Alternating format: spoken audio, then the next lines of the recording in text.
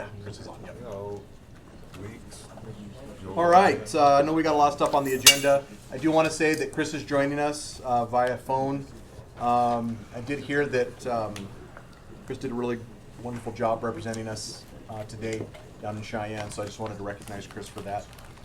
Being down there, I'll have him probably talk a little bit more, or Carter talk a little bit more about that here in a little bit. So, but we'll get started and go ahead and move forward. Public Services rate model update.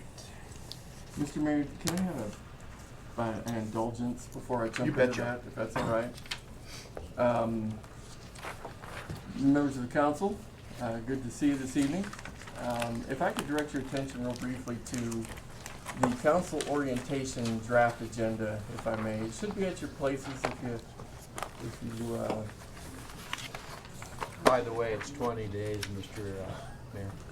20 days. I think we scheduled the orientation within that 20 days. No, that's not included. That's next year, isn't it? No, the orientation is Oh, it is? December 21. So. Oh. Yeah. You've always needed to get you oriented. Yeah. Finally, I get it. I just wanted to let you know that members of the council that are continuing are certainly invited to attend the orientation.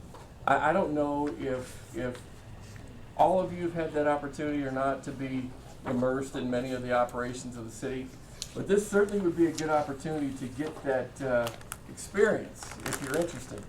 And I certainly understand that committing a whole day would probably be a lot to ask, and so even if you can do parts and pieces or whatever of the day that you would prefer, that is obviously open to you as well. So I'm giving you the draft agenda so you can kind of see what's on the docket. And if you have an interest in that, if you'd let us know what you think you might be participating in and what you might be attending, I think we would love to accommodate you. I do have extras if you're missing, if anybody's missing one or two or whatever.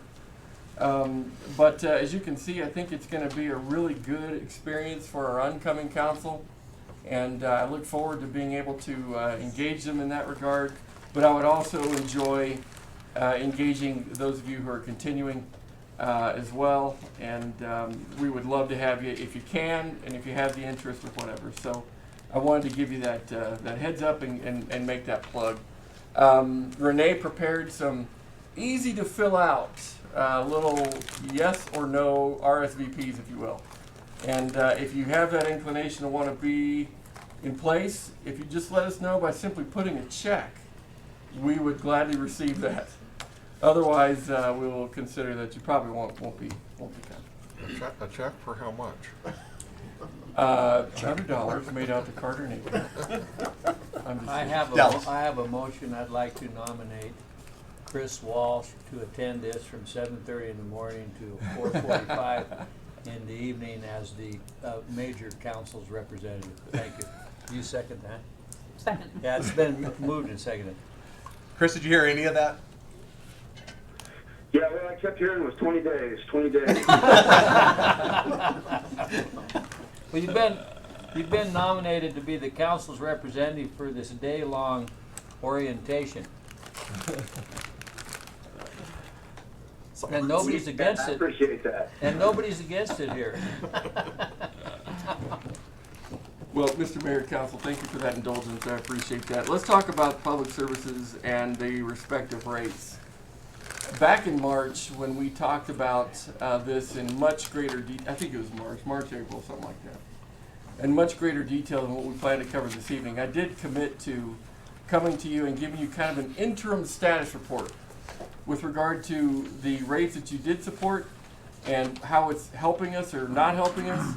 And we also got a commitment from you to continue those rates from January into the new fiscal year.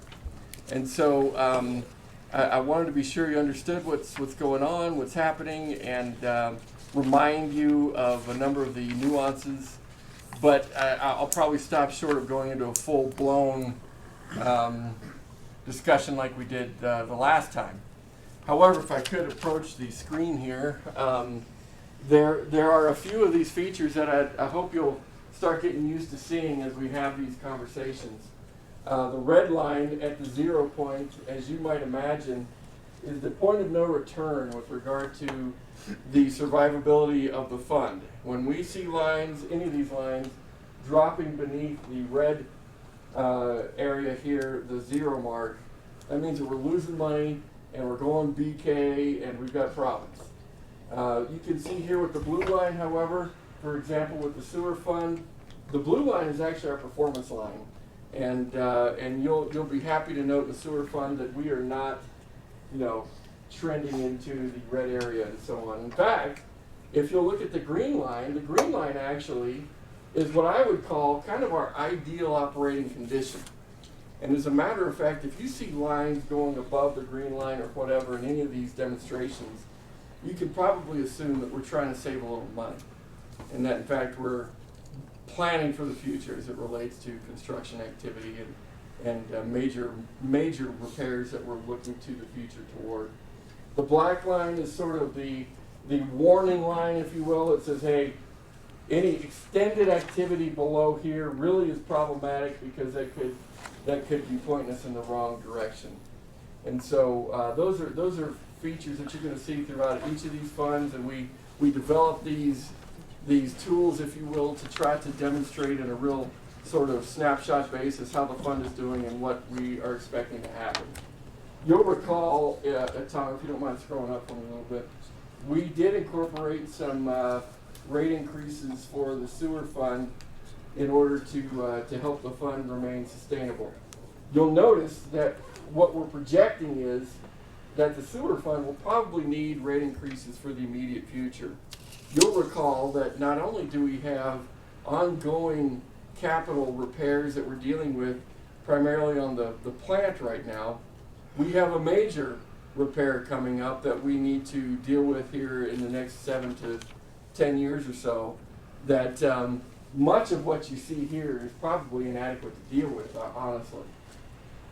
You'll also recall, Council did approve that infusions of 1% dollars would start to become a feature, at least for 1% 16, to help offset the pressure on the rate model to deal with line replacements and repairs.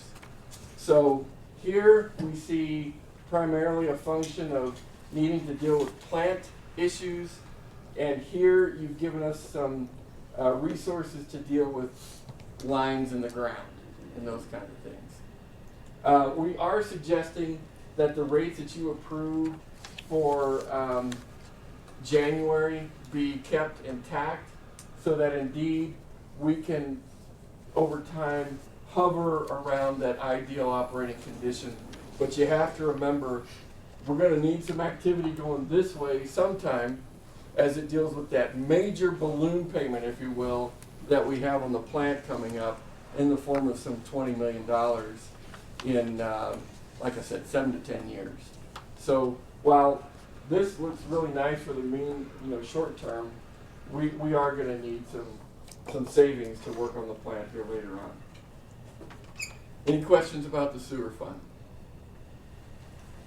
Just quick, statutorily, are sewer funds and stormwater sewerage defined statutorily? What I'm saying is stormwater sewer.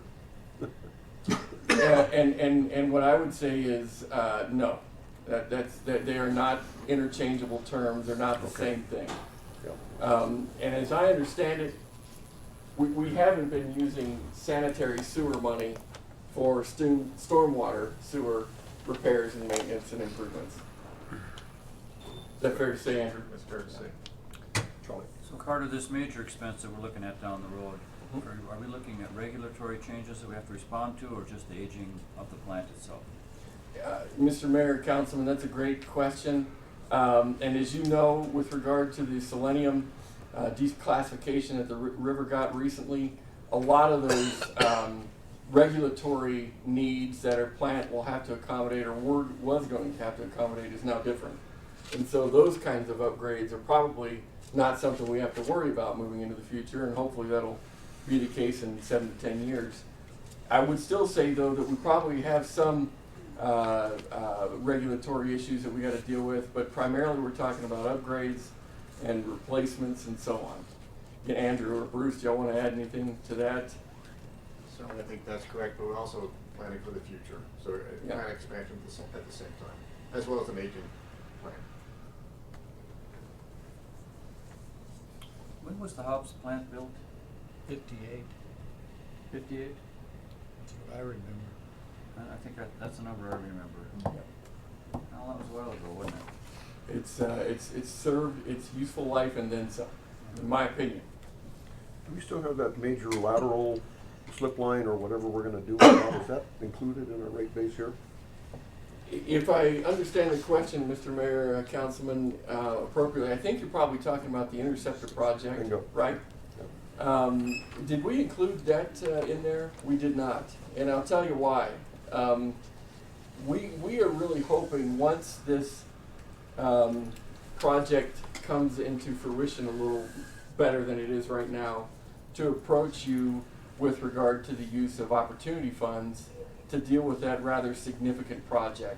Otherwise, we would have to look at infusions through the rate model in order to make that happen, even more than what we're suggesting right now.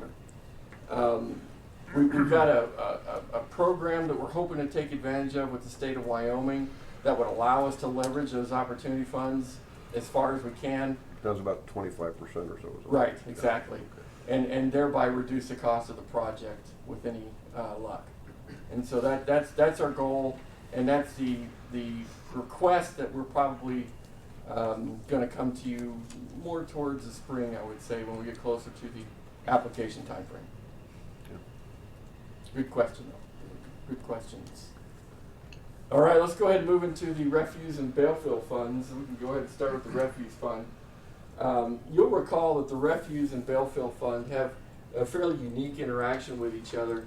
The refuse fund was established to create a management structure that deals with the rates that we charge our citizens to go out and pick up their trash at their curb. And so a lot of the management that the refuse fund, or this looks like the bale fill fund to me, deals with is the equipment necessary to do just that.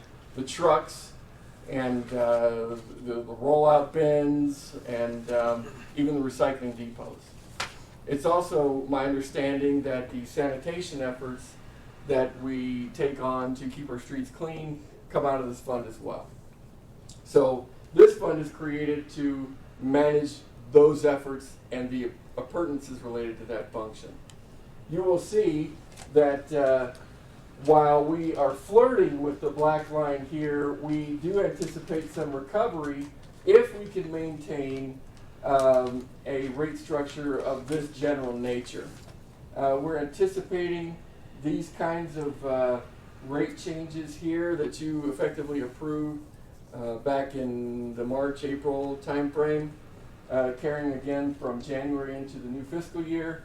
And we're hopeful that with the activity that we would see moving into the new fiscal year, that the pressures will dwindle on this fund and that we'll be able to see these lines continue more towards the green line, which again is more of what I would consider an ideal operating condition for the refuse fund. So my recommendation for this fund would be that we maintain what we've recommended so far and see how the business fortunes look, and maybe in November we can consider potentially declining rate increases like we've proposed, at least projected so far for this fund. Now, as it relates to the Bale Fill Fund, the Bale Fill Fund is the fund that we use to collect the fees that we actually collect at the bale fill. So whenever you go and take a bunch of trash and pay a tipping fee at the window, those dollars come into the Bale Fill Fund. And as a matter of fact, the Bale Fill's biggest customer happens to be the city of Casper with regard to the amount of refuse that we dump at the Bale Fill. You will see here that the Bale Fill has a much different operating condition right now. As I mentioned earlier, when you see margins like this over the ideal operating condition, that's typically an indication that we're trying to save a little money. And that definitely is the case for the Bale Fill. As you'll recall, not only do we have cells that we need to close, but we also have a cell that we need to open.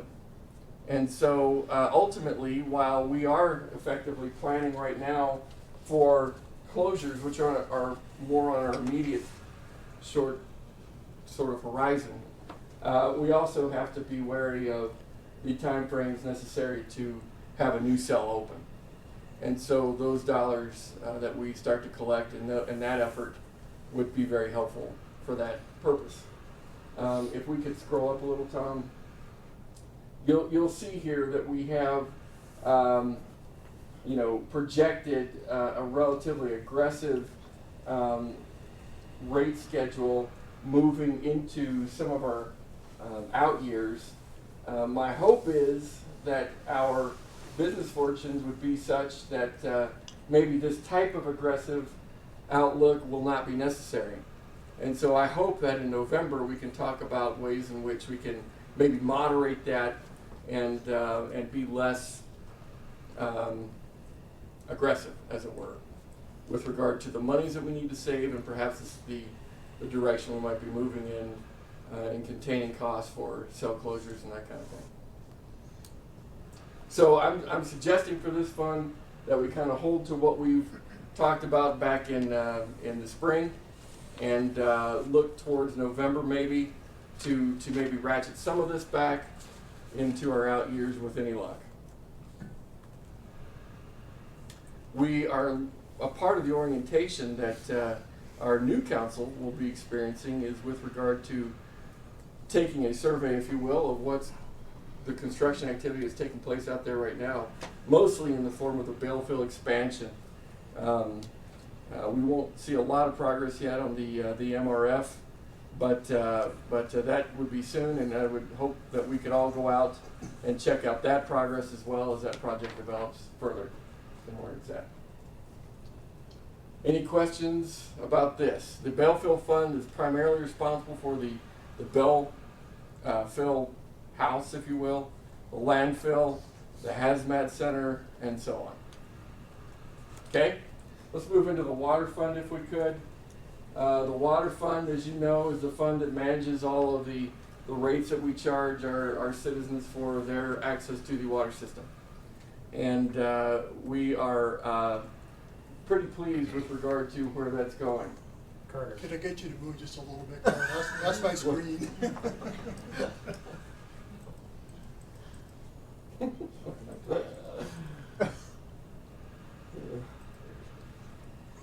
I thought I left my lead jacket at home, but I guess I didn't. The water pro forma. You can see here that we're in a pretty healthy condition with the blue line operating comfortably above the ideal operating condition. You'll also recall, if I get you to scroll up a little bit, Tom, that you have generously allowed 1% dollars to be infused into this fund as well for purposes of reducing some of the pressure on the water rate in order to replace lines and maintain that in-ground infrastructure. What I'm about to suggest might grab you with some shock. So be ready. Okay? Tom, if I could get you to scroll down a little bit, and if I could have you take out that 1% or whatever that magic percent is, I'd like to show, well, I need them to see the blue line while you do that. However magically you can do that.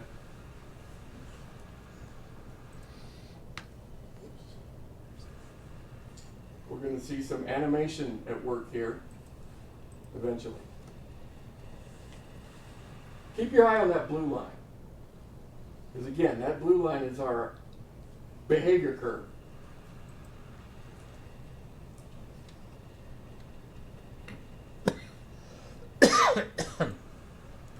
Did y'all see the movement? Or did you miss it? It's subtle. I saw it. Very subtle. Some of our employees think it's way too tectonic to be comfortable. But if you'll notice, with the removal of that particular percentage, our blue line did dip a little bit in the out years toward the ideal operating condition. that would indicate to me that that 1% may not be necessary with regard to sustaining the rate increase that we recommended back in March or April. Because if you'll notice, if you can plug that back in, did I get the right percentage, by the way? Was that the one we would target? Yes. It is the one we would target. You watch the blue line as Tom puts it back in. 11. Oh, geez. 11? I like that one, yeah. That is way beyond what I was suggesting. There we go. Now this will be a little easier to see. There we go.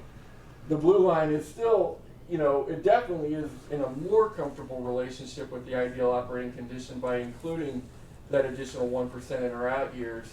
But what I'm suggesting is that we probably have room to scale back on what it was that we recommended back in March and April. And from our vantage point, at this point, not have as much of a negative impact that we were concerned about back in the spring.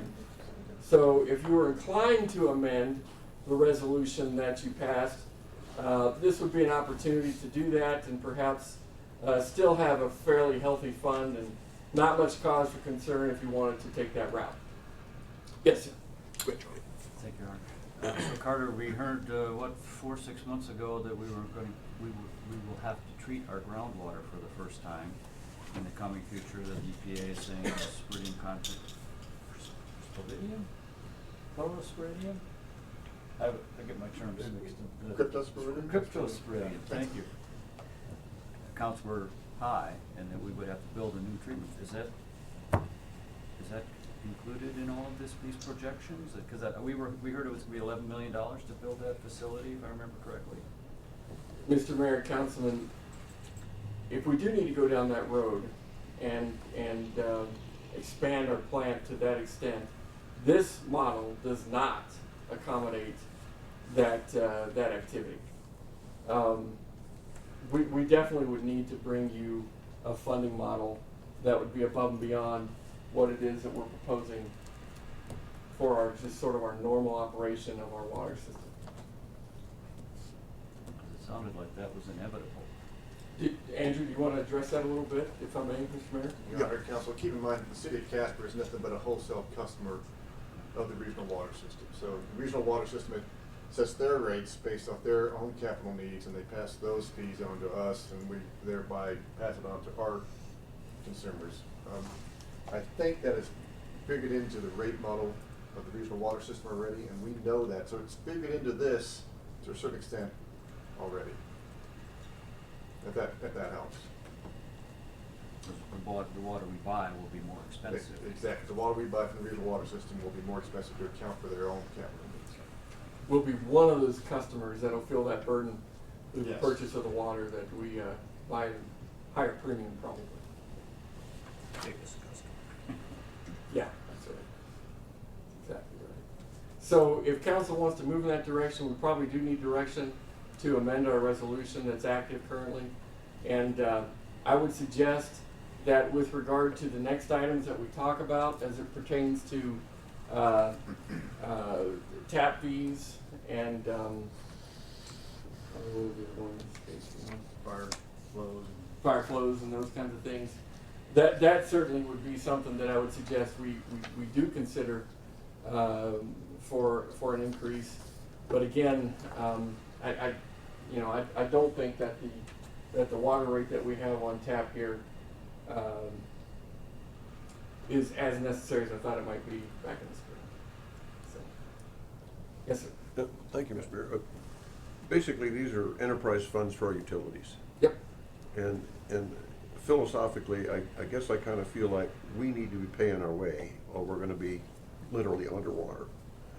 And I guess I would like to see us aggressively do that. If we've got funds that, 1% per year, that's not a very big increase. Right. That's less than inflation, and we see that here. But on the other hand, we see some more aggressive on the wastewater side that needs to be done. But I guess I would just, a cautionary note, that if we need to do something on wastewater, let's do it.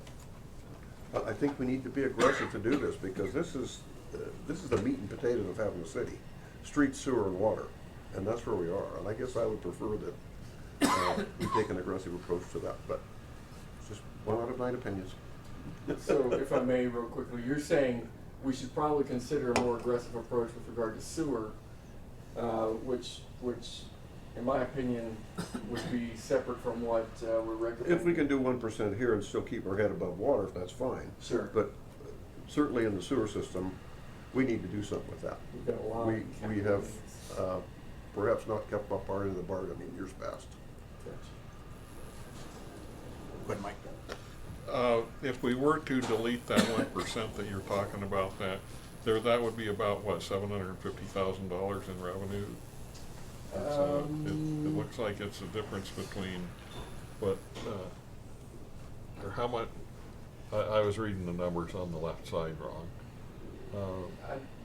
Tom, what would you say that margin would be of difference in the out years? Probably, just an estimate, probably 600,000 to 700,000. Okay. But I think that difference would occur probably more towards this time frame than here. Yeah, and I don't know, when you're talking about that large of a budget, you know, reducing your cushion margin, I guess, by that much, I think it'd probably be more prudent to keep that cushion in there, just in case there are unforeseen things come along or something, you know. I don't like raising rates, because, you know, yeah, 1% a year isn't much, but after 15 years, you know, it starts to make a difference. But still, though, I'd rather have a healthy cushion there than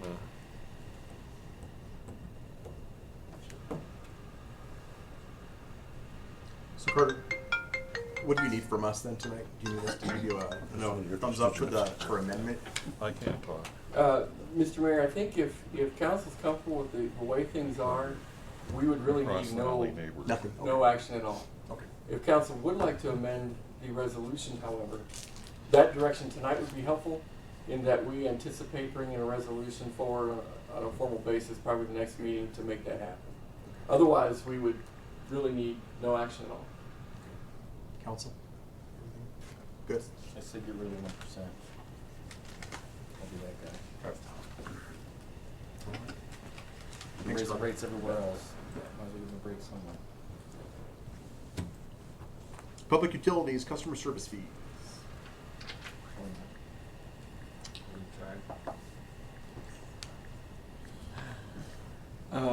Mr. Mayor, thank you, members of council. The next item is kind of a partner discussion with regard to this conversation. Although, if indeed you did want to move forward, we would need to enact a resolution to make these recommendations happen. As just a real brief precursor to Andrew's presentation, I will tell you these fees are dramatically lower than they need to be, and as a matter of fact, we probably have a subsidy rate of close to 100%. And I would suggest that we don't need to be there with regard to these particular services that we provide right now. So, with that, if I could turn the time over to Mr. Beamer, that would be great. Your Honor, Council, let me just fire up this PowerPoint presentation very quickly. Oh, Chris is missing another PowerPoint. This one will be exciting. He's in watching That's TV. not even worse if you can't see them. Just get on channel 192, you can see it. Your Honor, Council, keep in mind that customer service fees are fees that are requested of the city by individual customers. They are not something that we routinely provide. So these are fees that people come to us and ask us to provide a service for them. And these fees have not been updated since 1986. So just keep in over 3 decades, we have been maintaining these same fees that we charge our customers. And they include anywhere from physical water tap fees, sewer tap fees, physical cost for the water meter, abandonment inspection fees, and fire line fire hydrant flow testing. So these have not been increased for over 3 decades. And Councilman Laird, no discussion of change order here tonight. Thank you. Well, so in 1986, the board was dissolved officially in 1991 and adopted, these fees were adopted by resolution by the city of Casper under resolution 9181. Thank you. It's a little awkward, sorry. And as Carter said, the fees simply do not recover our actual cost of providing these services. I mean, we are going out and providing, it's not quite 100%, but you will see later on, 70 to 80% subsidy rate for these individual customers requesting our service. So all we're looking to do is actually physically recover our actual costs of providing the service. And there's a lot of numbers on here, and all we're looking to do is, this is what it costs us to physically go out there and hot tap, and a hot tap simply means that the water main is live. There's water flowing through it, and while hot tapping it, provide either a 3/4 inch or 1 inch service, all the way up to a 12-inch service. Now, for most everybody in this room, your residential service line is probably either a 3/4 inch or 1 inch. So this is our most predominant tap fee that we get, that we charge, or we would charge for our customers. Oh, this does work. Thank you. Sewer tap fee, again, most everybody in this room most likely has a 4-inch sewer service, 6-inch. And depending on the size of the main, we're looking to charge anywhere between $292 to $409. And that, again, that's just the cost for us to physically go out there with the crew and tap the sewer main for these customers that are looking for a new service line. These fees do not include any type of permitting, so the customer would still be required to get a street cut permit, traffic control permit, anything like that. They would still have to excavate the trench either for a water or sewer main. They still have to patch back the roadway. So that doesn't change at all, and that they're responsible to do that now. So that is not changing at all. And again, we won't enter a trench if it's not up to OSHA confined space entry and trenching and shoring.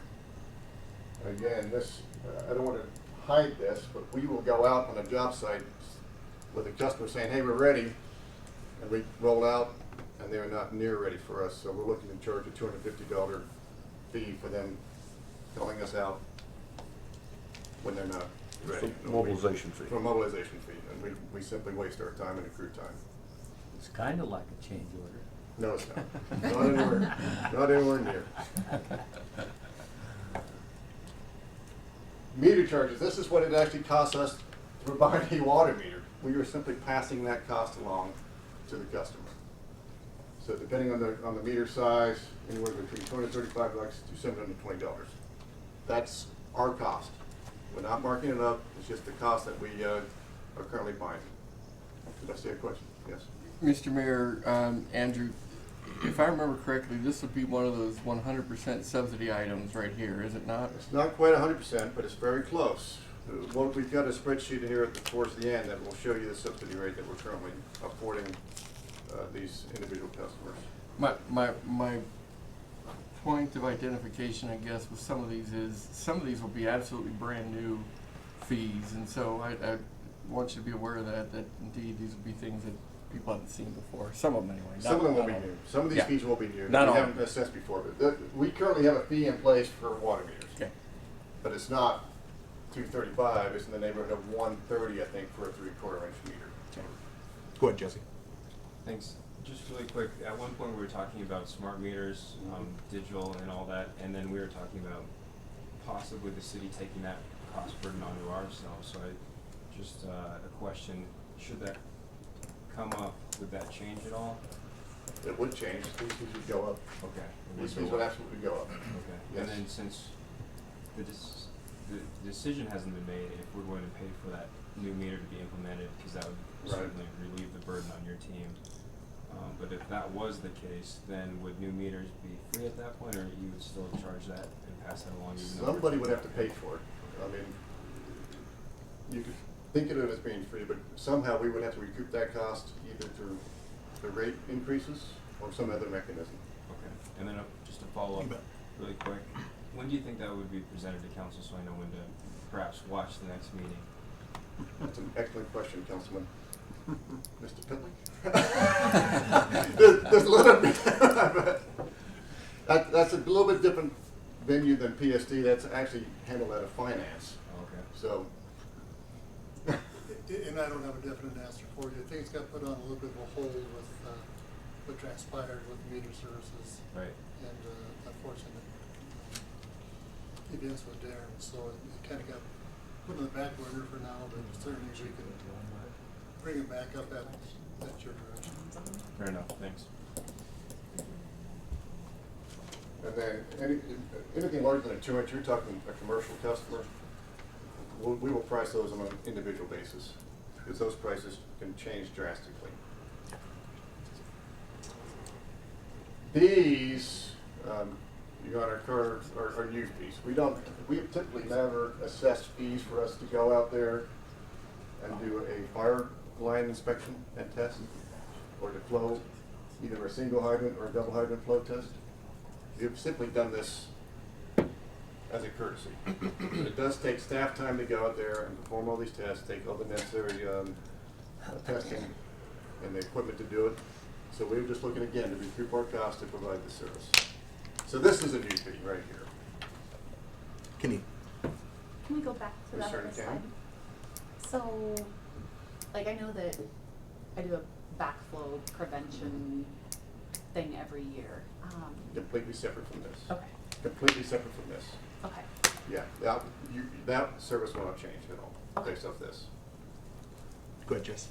What exactly is this for? Is this for the modeling of what the pressures are in a neighborhood? Yeah. Is that what that is? Occasionally we'll get a call from a new business that wants to go in, or a new development, and they'll go, hey, what kind of pressure drop, what kind of fire flows can we get? And to do that, we will essentially go out there and run a fire hydrant and take a look at the pressure drop and the flows that we get and provide that information. Okay, that's great, thanks. Does that help? And if it's, depending on the main size and their size that they're looking to tap, we may have to flow two fire hydrants to get that information. Okay. This is a service that we've historically provided, which is actually physically going out there and abandoning an existing water service. Now, back over 3 decades ago, the city of Casper was probably the only entity that had that equipment to do this service. Now, this is relatively common in the construction industry, so we're just looking to no longer compete with the private sector to provide this service. We do, however, want to go out there and make sure that they're doing it accurately. So this is to abandon an existing water service. They soft dig, they go down the cork, shut the cork off, and we call it good. So, again, currently, right now, we provide that service for $694, which is incredibly inexpensive, because we got to go with an expensive piece of equipment, essentially core all the way down to the water main, 6 feet deep, shut the cork off, patch it back, and everything else. So we're looking to get out of this service and allow the private practice to do that.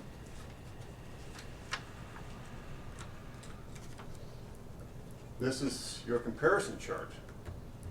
Right now, for a 3/4 inch, which again is your standard typical water residential service, we're charging $145.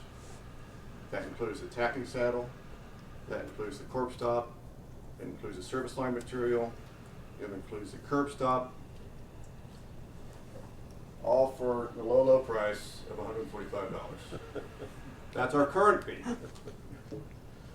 We would like to raise that, and again, I could go back to the other spreadsheet that showed, depending on the main size, the material type, so anywhere between $276 and $351, averaging $313. But again, keep in mind, we are no longer providing any material.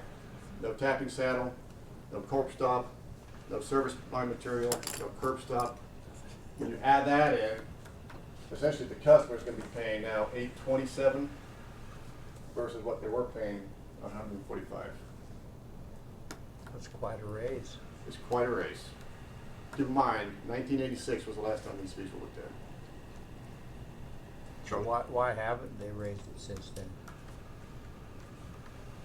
That is another excellent question. I think this has been attempted in the past, and for whatever reason, I think maybe it was sometime attached to system investment charges, and there was no desire to implement system investment charge increases, and so this went along with it and was not increased at the same time.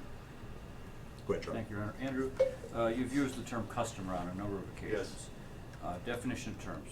We're really talking about developers, aren't we, who are primarily putting in new subdivisions?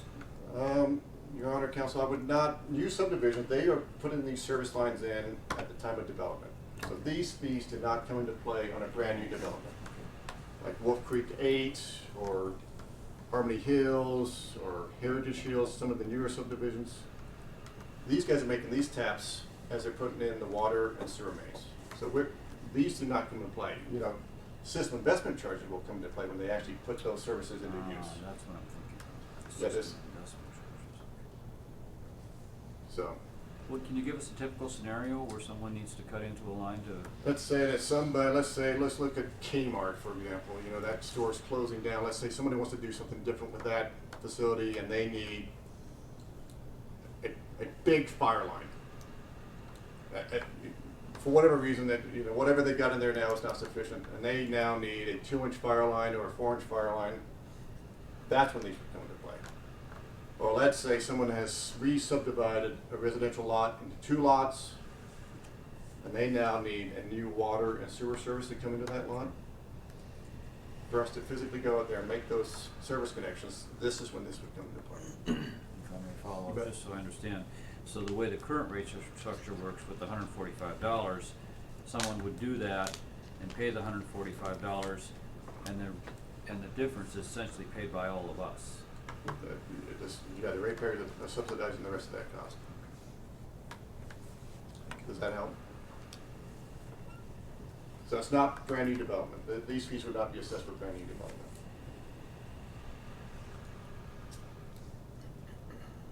And again, City of Casper sewer fees, existing is right around 200. That's not going up near as drastically to physically tap the sewer main. But again, there's no material cost necessarily in the sewer main. And here's the meter size. Right now we charge $145. We're proposing to charge $235, and again, that's just our raw cost of that meter, and so forth up to 2-inch. So, any questions? Here's the rate of subsidy. And again, we've thrown in the tap and material cost just to kind of compare apples to apples. 3/4 inch existing. Right now, there's a one fee of $145. That's for us to tap it, tapping saddle, cork, service line, curb stop. That would go up. If we run in poly service line or copper, anywhere between 82 to 85% subsidy rate is what we're currently providing. Sewer is about a 52% subsidy rate, and your meter size is anywhere between 30 to 44% subsidy. And I can certainly provide you this PowerPoint presentation if you'd like. That'd be helpful. You bet.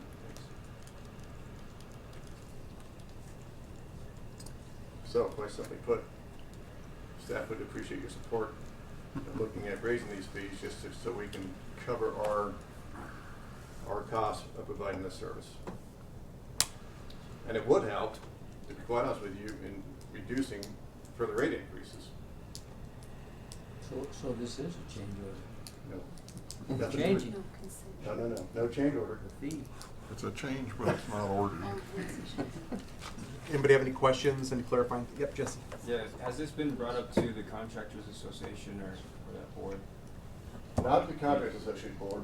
We took it to the CPU Advisory Board earlier this month or late last month, and they have approved this conceptually. Obviously, you guys have the ultimate authority to pass these along. Do you have any concerns on developers or anybody saying, like you said before, they do it as they go when it is a new development. But Yeah, the developers are gonna be more concerned with the system investment charges than they will be with these proposed fee Okay. increases. Gotcha.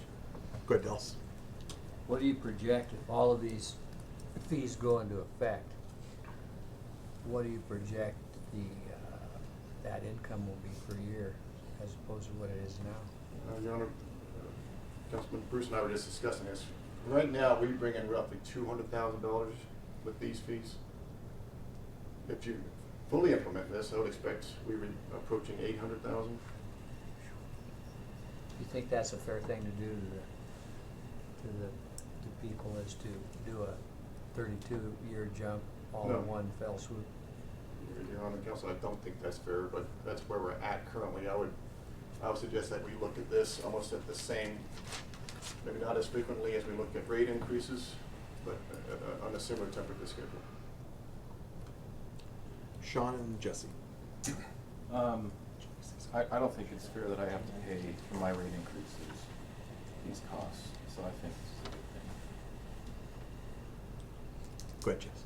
My only question, when we implement changes such as this, we typically do it around budgeting time, so we're going to do it effective almost immediately. So the question is, why not just do it, at our next council meeting next week as opposed to January 1st, or why wouldn't we wait until the next fiscal year, for example? And I, on the other hand, would like to see you do it after 20 days of elapsed. Because I don't want to raise anybody's fees that much, so. Yeah, we thought it might make sense to implement it at the same time the system investment charges are going into effect. But Councilman, you're right. It may make sense to figure it into our rate model and bring it at the beginning of the fiscal year budget. So. Go ahead, Carter. I think my question was answered, but I would agree. I think we have some flexibility as to the time of implementation, whether it be 20 days from now or the new fiscal year. We're flexible in that regard. But I do think giving some serious consideration to the recommendations is appropriate, because Councilman Johnson's point is correct. The rest of the ratepayers are effectively subsidizing these projects that are taken on by other homeowners, if you will. Charlie and then Mike.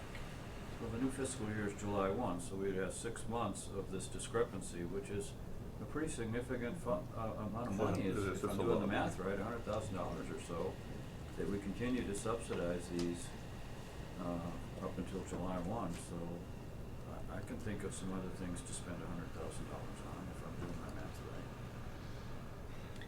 right. Mike and then Bob. I take it, I have two points. Installing these taps and doing this stuff is probably pretty seasonal, isn't it?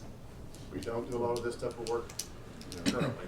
So not much of this is going on, for the next couple months or so. If someone were to come to you and say, well, yeah, you're subsidizing this, but you're gonna make a lot of money from me selling me water and all that stuff in the future, does that argument make any sense at all? Your Honor, Counsel, to me it does not, because there is no guarantee of future water sales. I mean, and it would take a long time for us to recoup that initial investment. Well, probably a really long time or just a little long time. Yeah. Because I was just trying to think of what might someone argue to justify keeping it the way that it is.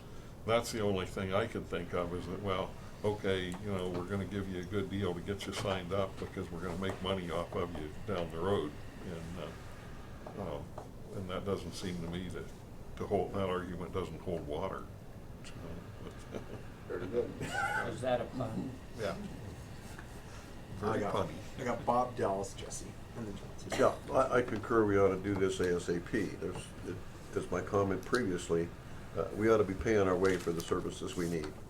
And we've gone for almost 40 years without changing this. I think it's reasonable to make this happen as soon as we can. And another item, we have reviewed these same kind of fees with the city building folks, and it's made a difference in recovering some of our costs. You can look at the building report every month, and it's looking better than it has in a long time. Not from a number of construction projects, but from a revenue cost standpoint. We're getting closer where we need to be, so. Dallas and Jesse. My only thought is, let's just say you sold hamburgers and you hadn't raised the price since '86. And now you were gonna raise your hamburger price by 6 or 7 or 8 times, people wouldn't buy a hamburger. Here they don't have a choice. And it's not the citizens' fault this council hasn't raised this in 32 years.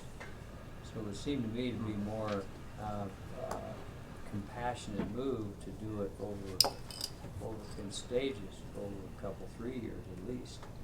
And I don't know who this is gonna particularly impact, but these massive, what I think are increases in basically a tax. It's basically what it is. You're increasing the tax on these people in an amount that most people would get thrown out of office over if the public really understood it. The public is being punished. You're paying for this, I'm paying for this. They're not paying for it. So it's being subsidized by you and I. So doing this is Well, gonna it is lower. being spread out to the community. Right, but it's not my responsibility to pay your tap fees through my rate increases on my water bill. Well, you've been on the council 4 years, why didn't you raise it before this? How soon can this be put on the agenda to be passed? You know, well, soon. Well, Mr. Mayor, Councilman, I think we have a resolution prepared to happen the next regular meeting, if council is comfortable with that. I got a second. I have Is Jesse. that within 20 days, or is that after? It would be within 20 days. Sorry. Within 7. I have Jesse. Go ahead, Jess. Thanks. Just Councilman Huber, and then more recently, Laird brought up a couple of interesting points. You know, my father-in-law got source gas. They ran the whole line and everything. They just wanted him to use their services and, of course, burn up some natural gas for a bill. So that's kind of an interesting point when you ask that question.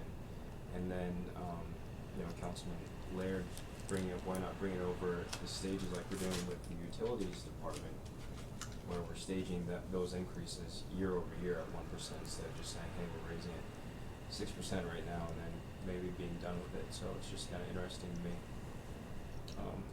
you know, a different perspective to consider, I guess. So, how does everybody feel, I guess? You want to say something, Trey? Well, I just want, Mike's argument was made with the system investment charges in the past, that somehow having people pay the real cost of these services would somehow discourage development. And my reaction to that is, if you're building a $300,000 home and we charge you $300 instead of $200 to hook up, I'm sorry, I just don't see that it may be a large percentage increase, but in terms of the amount of dollars that are being spent on these projects, it's negligible. Council okay with moving forward with, Well, just one comment. Nobody but a government could get away with this. You couldn't do this if you were in private business, to change your prices to this extent. People would just tell you to go to hell. And so we're still dealing with our people's money. And I just don't think it's fair doing this big of a raise. You know, if it was over 3 years, say, it'd be palatable. But just because we're government, I don't think we ought to cram down a 32-year raise on them because previous councils have neglected following this. And I'm glad you're our manager because you brought it up and you can see what needs to be done. But there's also a piece of this that's just a cram down and it's a tax. If you use your hamburger reference, is it fair that I pay for 80% of your hamburger if I'm behind you in line? Just for the simple fact that I'm there? Maybe you should just buy everything. Your $40 hamburger? You should buy your $40 hamburger, not me. I shouldn't pay for your $40 hamburger. Well, I think it has more depth than what you're giving it, Sean, in terms of who pays for what. This is the community. We're all in it together. And insurance, everything is based upon everybody in the pool sharing in costs of things. It's just like I've had people with this school thing saying, I don't have any kids or grandkids. I don't want to pay for any kind of a tax raise to provide protection for school children because I don't have them yet. And when I hear that, I just think that person doesn't understand being in a community and supporting each other. Go ahead, Bob. Yeah, I had the luxury of paying for a new gas line about a year and a half ago. My home that was built in 1917 had never recorded had a gas line. So I had to put a gas line in, and I thought it was a little heavy-duty price-wise.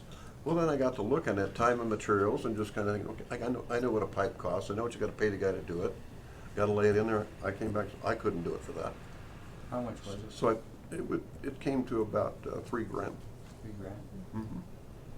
To put a gas line in. Wow. And I couldn't do it for that. Have to go run a machine, lay the pipe, and then I'd have to get dirty, and that's enough. You didn't have gas over there, huh? Never had gas. So is council okay with moving forward with those changes? Next week? Next week, is that what you said? No, I'm serious. I understand what Councilman Laird's saying about this being kind of a hefty percentage increase, but I also have to kind of agree with Councilman Johnson that, you know, all of the ratepayers are subsidizing what's, you know, people that are putting in new taps. I'm a little bit troubled by that. And, you know, maybe the people that are getting new taps should pay for the new taps and not be having everybody else pay for that. And for that reason, I think we should move forward with this as soon as we can. If I may, it kind of brings up a policy decision for council. I mean, any other utility or any other organization, being the capitalist we are, they review their costs all the time. And maybe it ought to be policy that we have a dedicated policy to say, look, we're going to review those costs every year. And if for some reason they change drastically because of some external force, we ought to address those. That just leaves our ratepayers in the hole if we don't. I agree with that. I think past councils have been lax in not having that sort of a resolution of doing that. Sounds like people are sitting around on their keisters and not paying attention to business. We've got that same problem, Bob, with our health insurance. Nobody raised anything, nobody did anything. And now all of a sudden you gotta throw $2.5 million at it. I don't deny it. So I would suggest that all these council members that are coming in, that they get these things reviewed, because if you're wanting to be a nice guy, you don't wanna raise anything on the employees, so now we're in a bind. But we're gonna raise it on these taxpayers all in one fell swoop.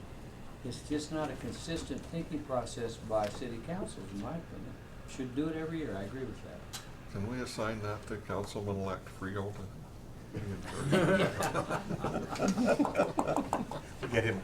Councilman Lutz is over here hiding in the corner. Give him She's a lot nicer than Derek. Alrighty. Liquor license ordinance. Thank you, Mr. Mayor, members of the council. Thanks, guys.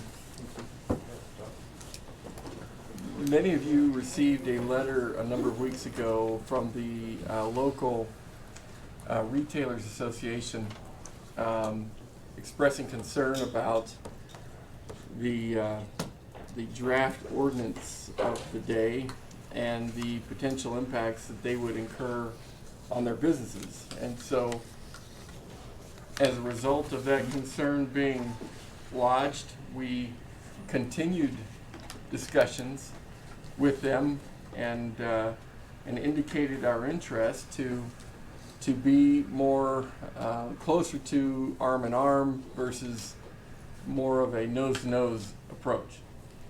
And so we invited them back to the table, and we continued conversations, and much to the credit of our police chief and our city attorney, and I would say the Dealers Association, coming to the table and having candid discussion and being willing to raise the bar on their part. We think we have a very good accord with regard to an ordinance that we would propose for your consideration. In the conversations that I personally have had with the leadership of the local Dealers Association, I certainly have indicated that should this ordinance pass in its condition that we have revised it, and we find operational problems, they are invited to come back and come to the table again, and we can continue to work on finding the best balance that we can, while also simultaneously raising the bar of expectation with regard to everybody's accountability to be reasonable purveyors of this service in our community. And everybody seems to be in agreement with that as well.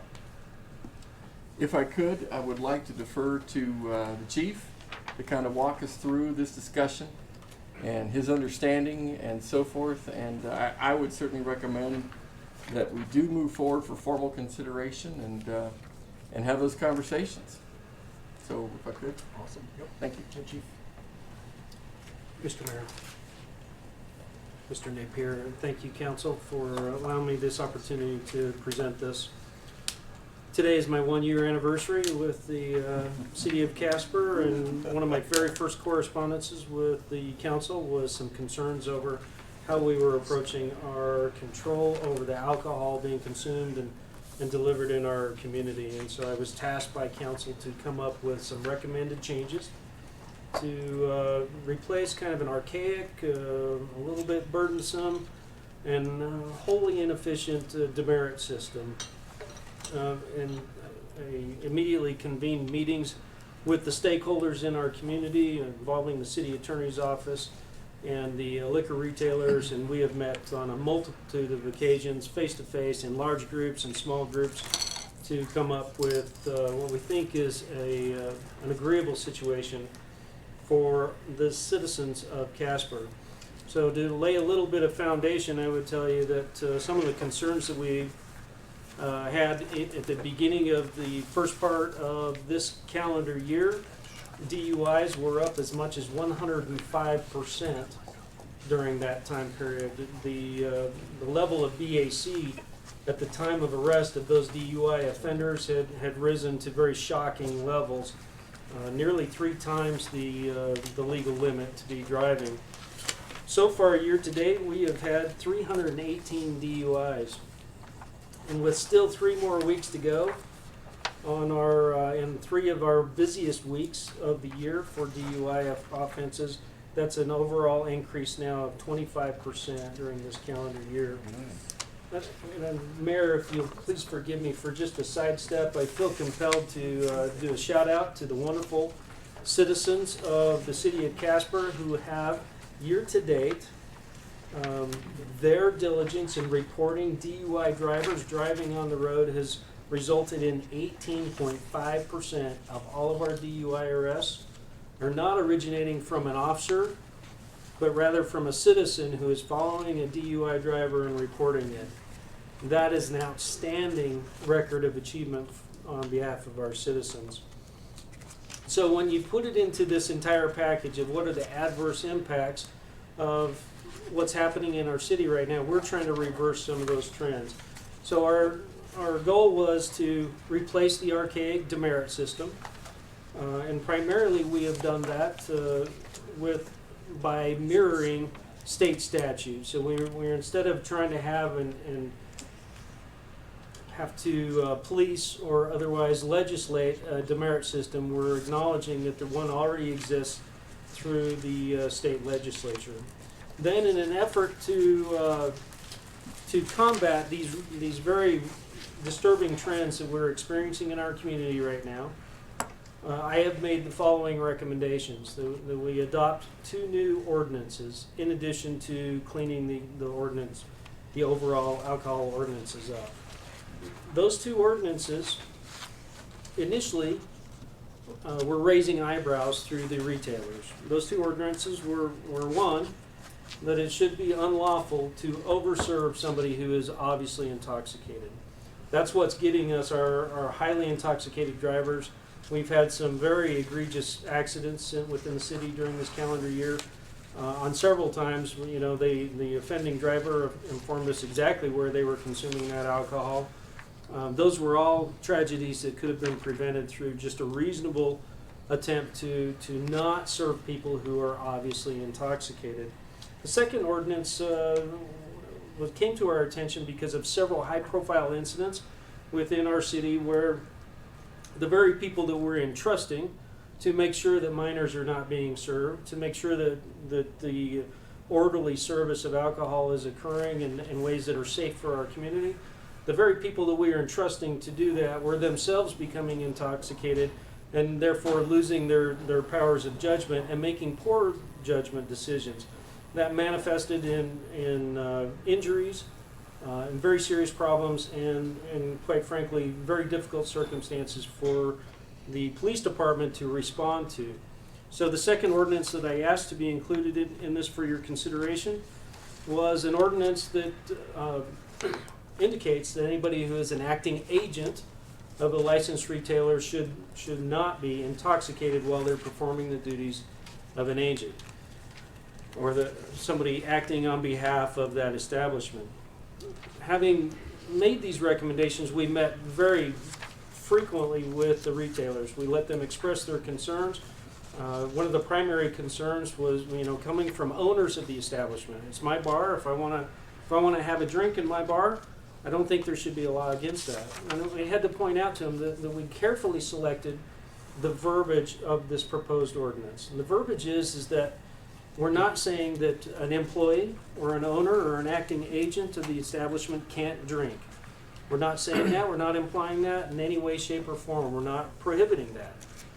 What we are saying is that you can't be intoxicated and acting as an agent of the establishment. So if you want to be the owner of your business and become intoxicated in your business, that's fine. Just don't get engaged in a criminal investigation or an incident that happens in the establishment.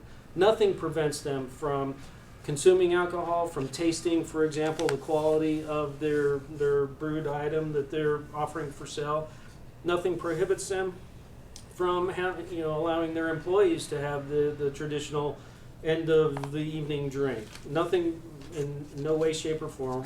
This is very specific to, if you're intoxicated, don't become engaged in the ongoing affairs of the business, especially when it comes to the criminal investigations or the criminal incidents, things of that nature.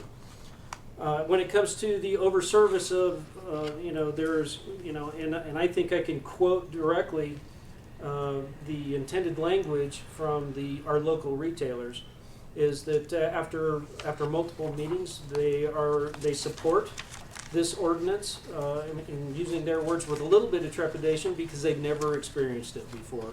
We went to great lengths to provide a very large safety buffer for them when it comes to overservice of patrons, and as they reviewed it and discussed it amongst themselves, they themselves retreated back to the language that you have before you today.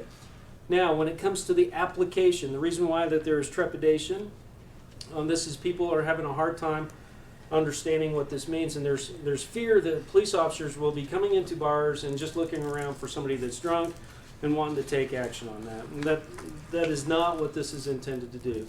The purpose of this ordinance is intended to empower the owners and the managers of these organizations to get their people trained up, to hold their people accountable for, these are reasonable steps that helps protect our business interests in the business plan. The intent is for, so again, if you read the language of this ordinance, it's carefully written. Police officers still have to do their job. They still have to complete an investigation. They still have very, very high thresholds to meet. In other words, I can't come into an establishment and look around and go, wow, that guy's drunk, and look around and look to now enforce a criminal violation on somebody. What I have to do is I have to show that a person was obviously intoxicated. I have to show that they have been served, and I have to show that that person is the one that did that. Now think about the reality of that. That constitutes a very high threshold for us to take action on. The police department is not going to be wandering through the city on roving patrols, entering into bars and having people blow into intoxilizers. We don't have time for that. We don't, nor would that be within our desires to even do that. This is wholly designed to empower our retailers to join with us in making the city of Casper a safer place. Now, after multiple meetings, I am pleased to report that we have an accord with the retailers that it's my belief they intend to express support for the changes that we've made to the demerit system and to these two new proposed ordinances. And I myself have made the same assurances to them that as a team, the city attorney and myself are becoming very accustomed to recognizing criminal ordinances that need adjusting, and the council itself is also becoming habituated to, hey, we need to clean some of these things up that have existed for a long time. If it works out that we're not achieving the goals that we've established by this, we're absolutely open to looking at it again. Chief Carter had something he wanted to say. Thank you, Mr. Mayor. Chief, would you discuss briefly your view and the retailer's view on walkthroughs and how this ordinance would potentially impact that?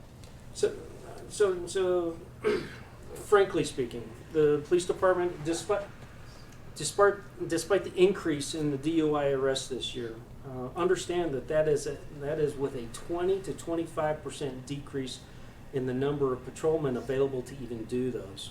So the patrolmen, we don't have patrolmen available to go necessarily do walkthroughs except for on special occasions, New Year's Eves and things like that, when it's just preventative in nature. Ideally, when we get dispatched to some locations, it's because of a problem has arisen within the facility, and we are now being called to now clean up the mess that started outside of didn't originate with us. So there is opportunities to do walkthroughs on very specific occasions, but quite frankly, we don't have the manpower nor the time, the available unobligated time to go do that on a routine basis. By the same token, I've extended the invitation to every one of the retailers. Hey, if you're getting, within your abundance of experience, if you're getting a feel for your current crowd, and you think you kind of need to throw a little water on the temperature that's rising, call us up and we'll come provide that service, because our mere presence will tend to tamp those things down. But as far as doing walkthroughs, it's either going to be by invitation or for special circumstances. So, for example, we will avail ourselves of the opportunity to go around on New Year's Eve and just recommend to people, please have a designated driver. We've got a bunch of cops out tonight. Don't become one of our clients. Have a good night. Make sure you got a safe way home. Did I answer your question? Would suggest what towards that practice? The ordinance doesn't require this, but again, it would be truthful of my part to report that they're concerned. The retailers are concerned that somehow this is going to I'm going to have police officers checking all of my customers, and that will be counterintuitive to business, and so I've gone to great lengths to educate them on how this would be implemented. What are the circumstances by which we would be concerned? Good, Mike. Mr. Mayor, I have about 2 or 3 different kind of questions. And first, I want to tell you that I really compliment you for the work that you've done on this. But I vaguely understood, or perhaps misunderstood, the demerit system before. I'm totally kind of confused about what's going to be taking its place. If you could walk me through that a little bit. Mr. Mayor, Councilman, thank you. That's a good, for those of you that aren't familiar with it, the demerit system was a system of prescribed points that we would ascribe to a typical violation. The problem was that it was functionally impossible for us to ever get to the point where somebody would be in jeopardy. It just was functionally impossible. I absolutely agree with you. So as it's currently written into the ordinance, we are now mirroring the state language, which has always exists, that although some of these ordinances are criminal in nature, meaning the offending person can be held criminally liable, there is provisions under now the demerit system replacement for civil penalties against the establishment. And so those begin, and they can be progressive in nature depending upon how many have already occurred that year, up to $5,000. And the last. Go ahead. I think you're about to answer my next question. And the last provision allows for the regulating body to consider whether or not that establishment should retain a license or have special conditions placed upon it. And so there's room for legislative overview in the form of, hey, suspensions or restrictions or things like that. and there's room for civil penalties with increasing intensity up to a prescribed amount. Okay.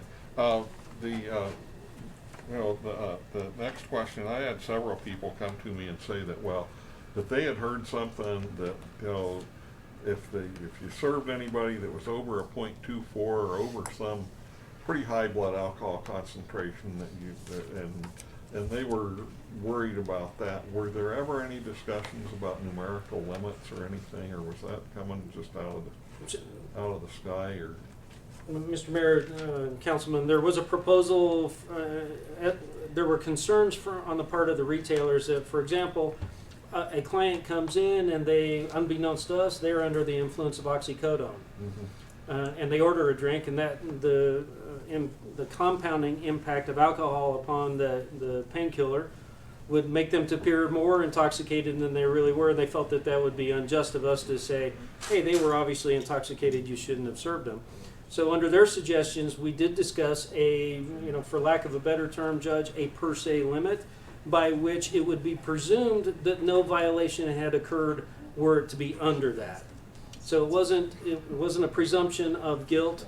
If it was over that, it was a presumption of innocence if the blood alcohol content was less than the recommended amount. The retailers themselves reconsidered that, came back to us and requested that let's go back to language that is more objective in nature.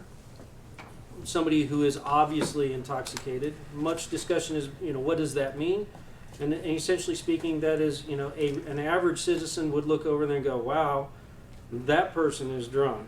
By their actions, by their demeanors, by their statements, by, the tenor of voice, so forth and so on. I like the language that you have in there, and I think it actually comes a little bit close to mirroring our state statute, because I think the state statute for a long time covered serving or selling alcohol to people that were obviously intoxicated, or and some other good language such as habitual drunkards and things like that.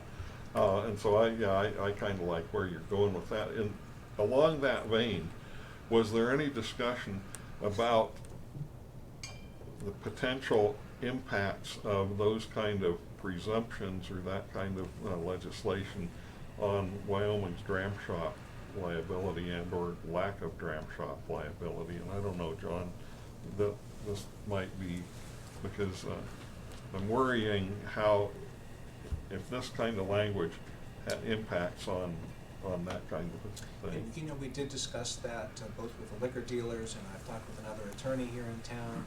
We looked at case law, we looked at the statute, and ours doesn't go to the DRAM Act, which deals exclusively with civil penalties as opposed to any type of criminal penalty or civil fine that the city may impose upon liquor dealers. So we are not trying to usurp state law with respect to the DRAM Act. And the DRAM Act basically, for those who may not know what it is the state legislature has said that liquor dealers in a civil lawsuit, if someone overconsumes and someone gets hurt, the person who gets hurt, they have to look exclusively to the person who crashed into them, not to the bar owner who had served them maybe allegedly excess liquor. So there's a distinction there between the civil and the criminal realm, and we're not trying to affect that. Really couldn't affect that at all because that would be superseded by state Would there statute. be any value in including some language in this ordinance stating that nothing in this ordinance should in any way be construed to attempt to affect the We certainly statute? could, but as a matter of law, because the state has already addressed that specific item with respect to civil liability. You don't think that this creates any kind of a little loophole that somebody could try to erode that, the state dram shop? I've thought about it and talked with people about it. I don't see that. Okay. Well, But if there's concern on the part of the council, certainly we can put it in. It's not going to do really any harm. well, that reassures me. That's what we Okay, believe. thank you. And Chief, I just had one other point here. I noticed that there used to be, in the existing ordinance, there's a thing about law enforcement officers and the sheriff being disqualified from having licenses, and members of the council and county commission. What was the, I mean, if you had a part in deleting and proposing to delete those things. Can you tell us anything about that reasoning, or what was, or John? There's been court cases where they said that that was unconstitutional, violated Wyoming's equal equality provision.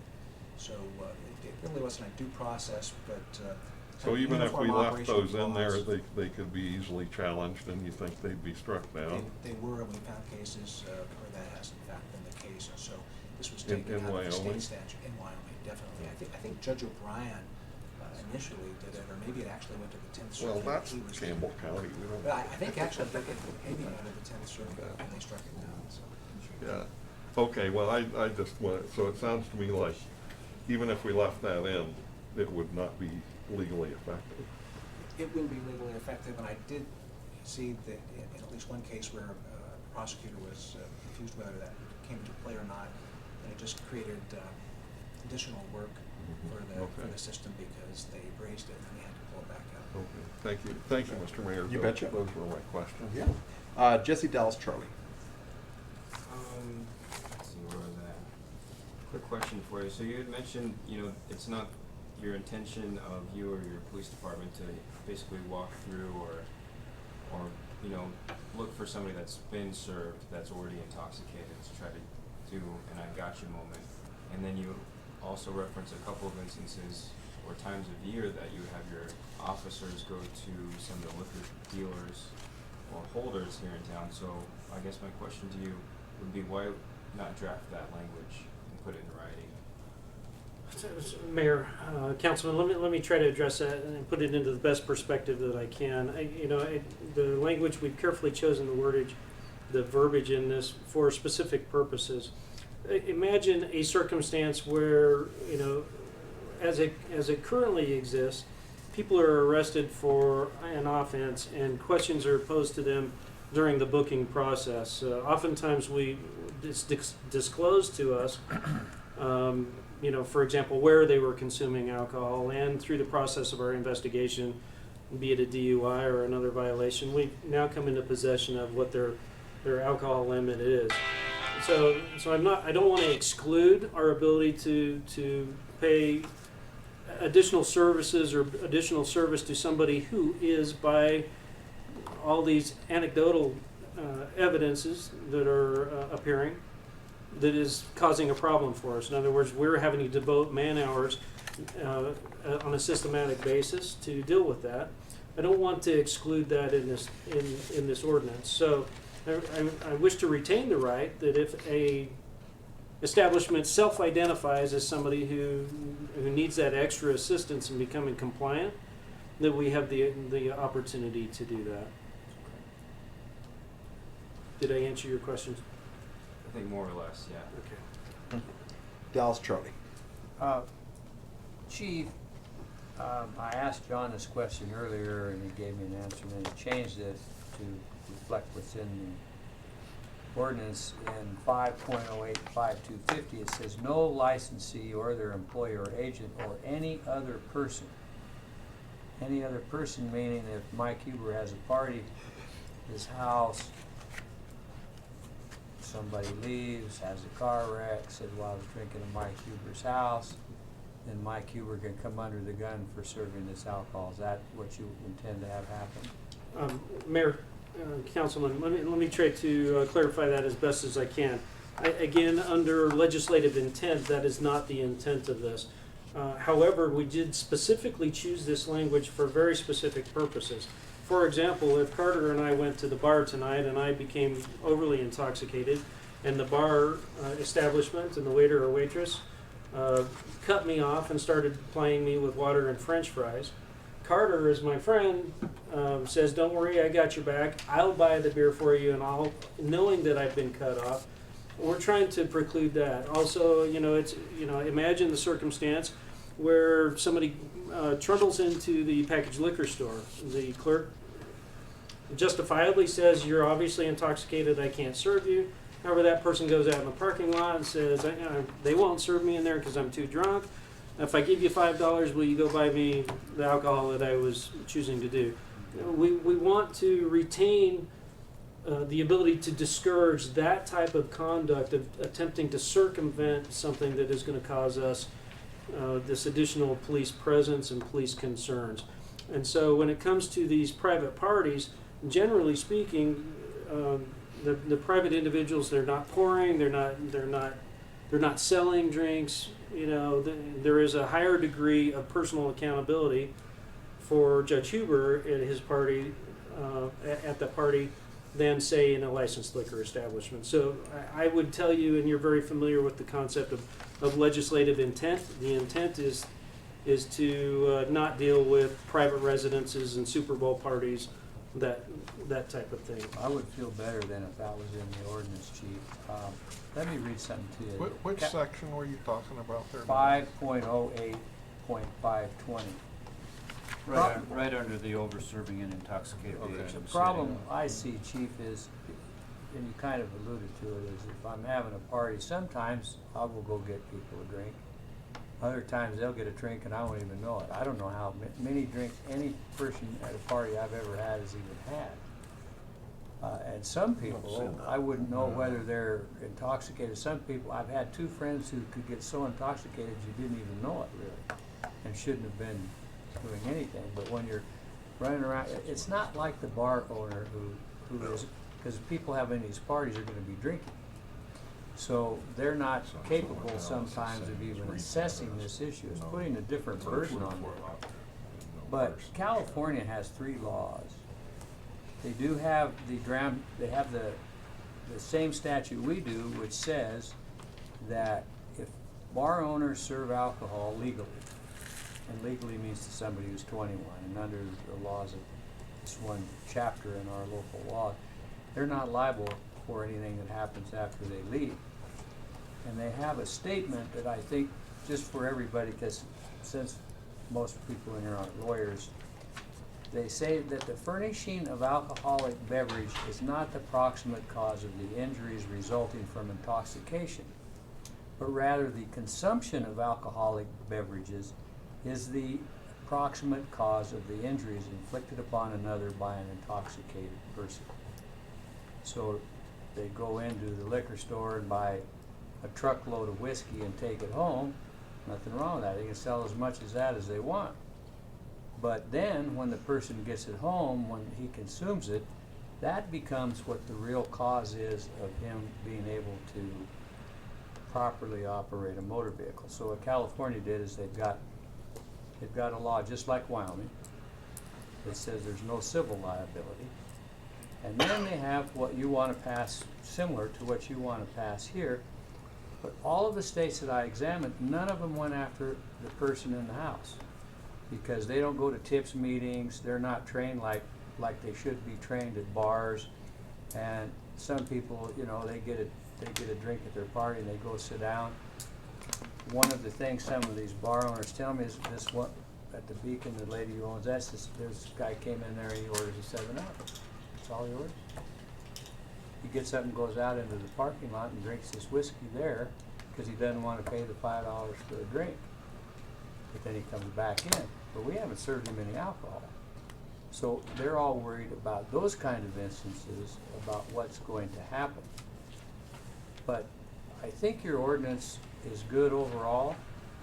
I would change this issue about making all of Casper's public have to worry about somebody coming into their house and going over to the bar and pulling their and mixing themselves a drink that's like 5 drinks or whatever, because we just don't watch it.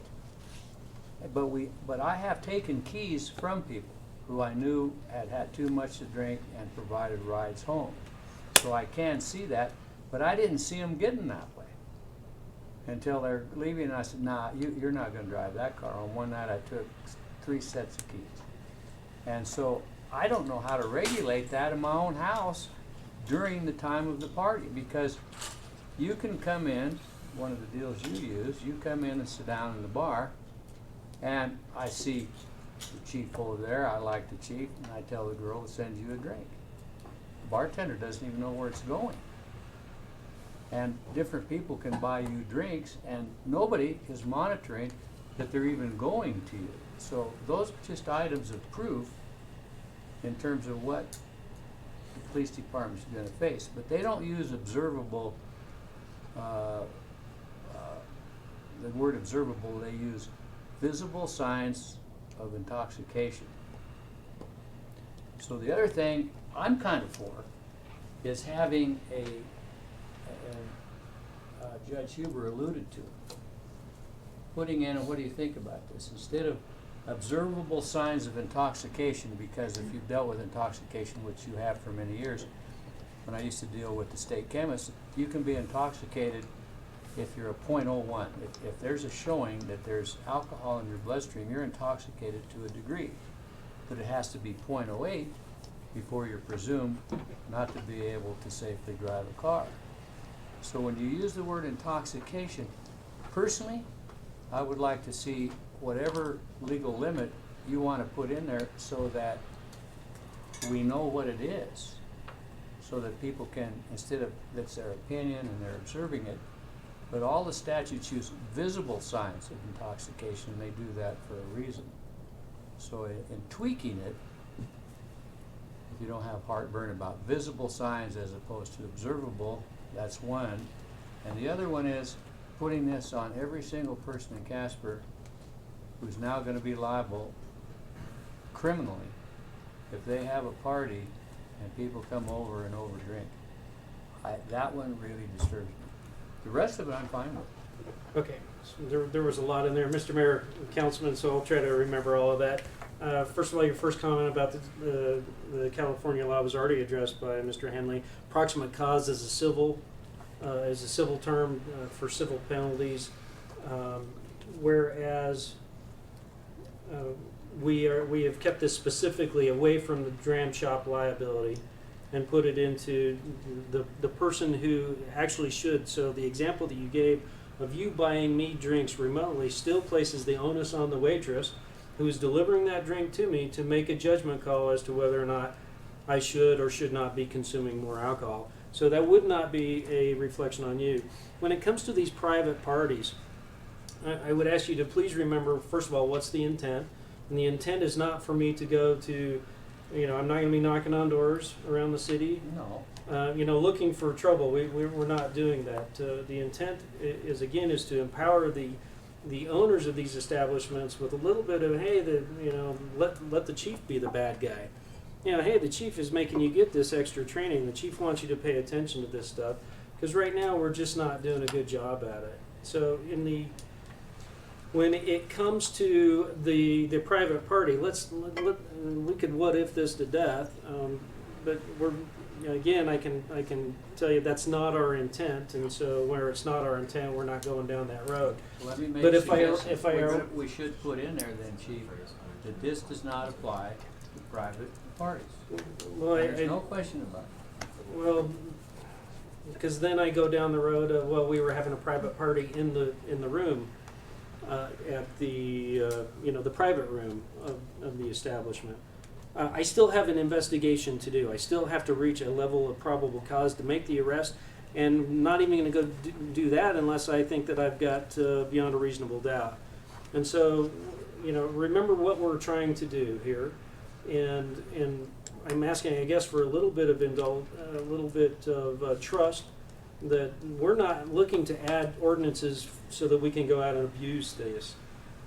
Quite frankly, the police department, I as their leader and the officers, we don't want to be in the bars. We don't want to deal with this stuff.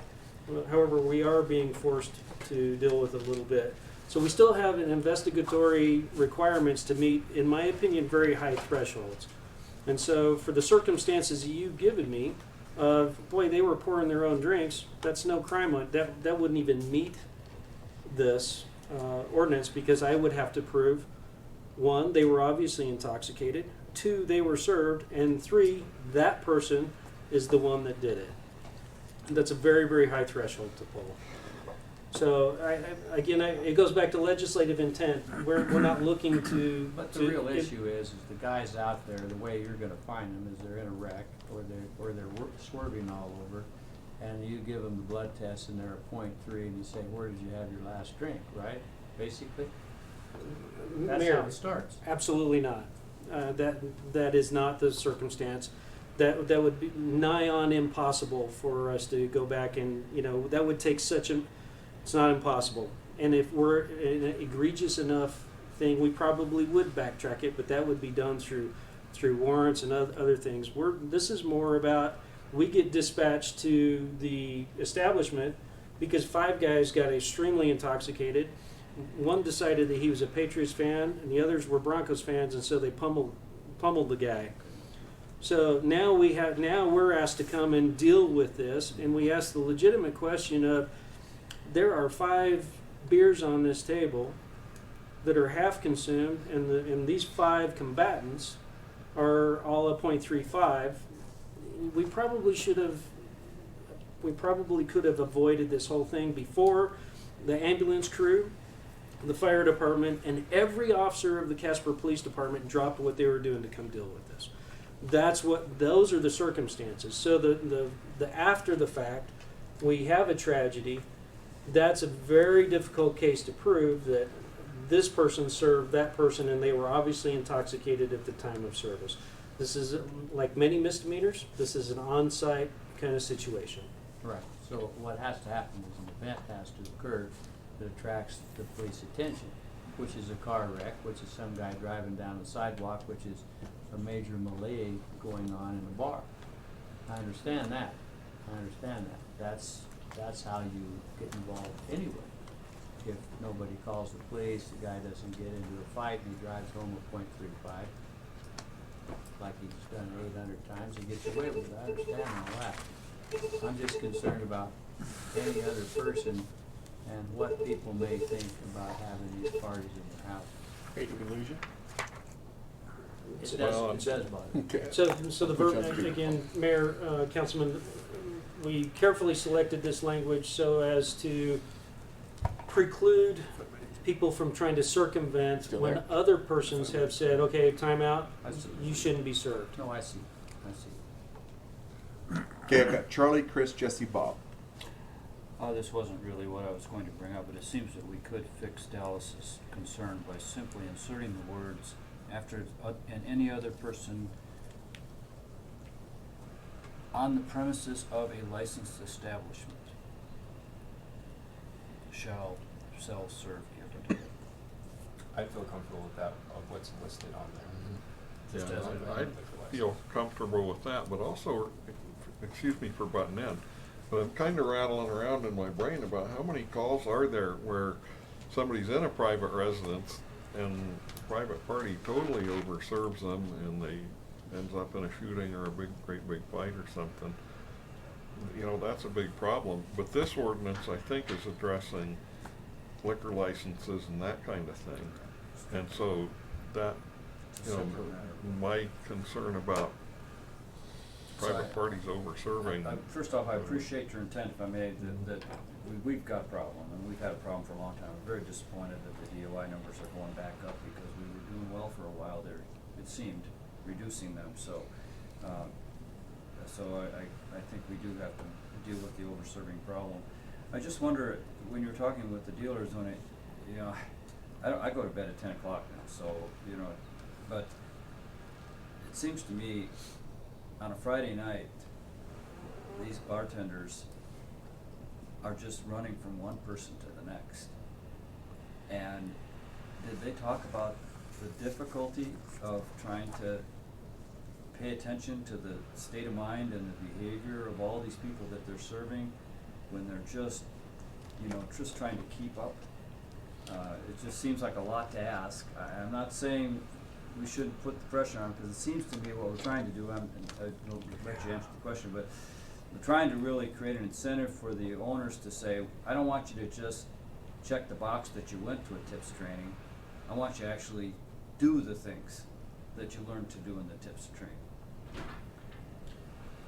Mayor, Councilman, excellent question and excellent example. So remember, Council, in the background, the police department is going to be conducting scheduled monthly training, enhanced training, much greater than the tips training, to empower the employees to to have the tools necessary to do it. There is a certain degree of incentive, in my opinion. I would like to throw my affirmation that I think you're on the right point here. We're incentivizing the owners to establish a working environment so that if, for example, it's Friday night and every Friday night's busy, that they actually bring on enough staff to handle that. And so, there should be, so what we're trying to disincentivize by having a criminal ordinance is the waiter or waitress that says, my tips go up the drunker they get. And so I have no compunctions against serving them and serving them and serving them, because every time I bring it, the tip just keeps going higher and higher. And since I'm making $1.85 an hour on my hourly wage, and I'm dependent upon the tips, well, that person's individual choices to do that then brings adverse impacts to the rest of the city. So we were trying to incentivize owners and managers and agents, and we're trying to disincentivize people to just keep promulgating a problem. I'm trying to think of some of these scenarios. I mean, when people get really drunk, they're sitting around a table and doing rounds of shots, and you got guys Mike's size and guys my size sitting at the same table drinking the same shots, and we're asking that server to look around and say, well, that person just stumbled off their chair, or dang, they're getting loud, or they just spilled a drink, and saying, okay, I'm going to give you guys a round of shots, but not that guy. That's what we're asking them to do. Am I? Mayor, Councilman, I am asking servers to make... I'm not saying it's the wrong thing, I'm just saying... I am asking servers to make a cognitive decision of that person is okay to serve, that person is not, because I am seeing the indicia, the visible circumstances of intoxication. Mr. Laird referenced earlier visible intoxication, but the per se laws are more on impairment versus intoxication. Intoxication is a much higher level than impairment. But I am asking them to make a cognitive effort. I think it's reasonable for the waiter or waitress to go, this is the 8th round of jack shooters that these guys, we might be getting there because I can do the math to count to 8. I'm not saying it's wrong, I'm just thinking of that server having to be in that judgment call to say, it's not this guy. Hopefully your training is going to give them the skill levels they need to be able to do that in that kind of environment. So in the training, we're empowering them to make some decisions early on, to recognize that they should be, instead of don't ask, just bring them water, because they'll drink it. They're naturally dehydrating themselves. They'll drink it. They should be mentioning the food specials and things like that to try to slow this process down. We actually empower them to recognize that it's happening, take steps to get them to the point where they can do it professionally. We actually want them saying, I love having you as a customer. I'd hate for you to get arrested tonight on your way home, or worse, in the hospital, because then you can't make money off you. Okay. So then, would it be easier to say, Mr. Bar Owner, you can't serve any individual more than 4 drinks? Mayor, I fundamentally I would oppose that, because every person tattooed with 4 drinks, Chief. Every person is different. So so that's an unfair disadvantage. I want 10 drinks. I want the businesses to be successful and profitable. I think it's an integral portion of the social activities available to us in Casper. Casper thrives and prospers partly because of some of these social activities. So when we start talking limits like that, then we are absolutely ignoring the fact that a person that weighs 105 pounds versus the guy that's 400 pounds. And I feel that would be unjust and unfair to our retailers. I'm more worried about not that people are impaired, under the influence. You'll notice none of this says under the influence. This is intoxicated, which is, and the definition of intoxicated is a reasonable person would go, boy, the volume in their voice has now risen They're shouting, they're animated, they're slipping, they're spilling things, they're saying things they would never say. They just said something to their boss sitting next to them that they were going to regret tomorrow. That would be something that an obvious person would say, that person's intoxicated. And that's where this comes into play, rather than on a drink limit. So I agree with this whole proposition, but I'm testing how you think about it, because I just see where Riverton tried to pass one of these and it failed. It was in the paper today. The legislature hasn't passed this; they've stayed away from it, and we're one of I don't know how many states that has no dram shop law, which means that if you come in and get drunk and leave and hurt somebody, you can't sue the bar owner. We have 2 Wyoming Supreme Court cases that very clearly say that. So when you have a Wyoming statute that says if they serve it legally, they have no civil penalties. Now, a civil penalty is points. So Judge Huber mentioned this to begin with. Is this going to have some collision with the state law, which the state has preempted many of these things from the city? So, and I know this has been introduced to the legislature and they won't pass it. Mayor, Councilman, again, remember the intent of dram shop liquor laws are civil liability, Right. not licensing and regulation. Except, Chief. So this isn't liability. In our statute, Chapter 12, there are criminal statutes in there, and when this first statute is stated in a way that they have no liability, except for violating any provision of Chapter 12, and there are 2 or 3 criminal violations in there. So if they, for instance, if they go out and serve drinks out in the parking lot, that's illegal, and they could have a dram shop problem with that. They don't have the immunity. So, and it's also a crime, which they can be fined. So these things are delicate, but I just want to make it work, and I'm just thinking it out loud is all. I'm not challenging you really. I'm throwing out legal matters which I know Mr. Henley has looked at, and then how some of these things are proved. So Mayor, Councilman, these are great observations, and I would tell you that we've spent now 12 months what ifing this and really looking at the permutations. The words that you have before you are carefully, specifically chosen. We're probably on the 5th or 6th iteration of this, trying to hone those words down to where we think we are presenting you with viable, lawful ordinances that can be prosecuted, that can be upheld, that establish our common goal of reducing crime in our community and reducing harm in our community for the innocent victims out there that just get sucked into these things without any participation, without any thought at all. That's what we're trying to reduce, and we believe we've given you a product that will help achieve that. And some people are law-abiding citizens, and they will follow it, and some aren't.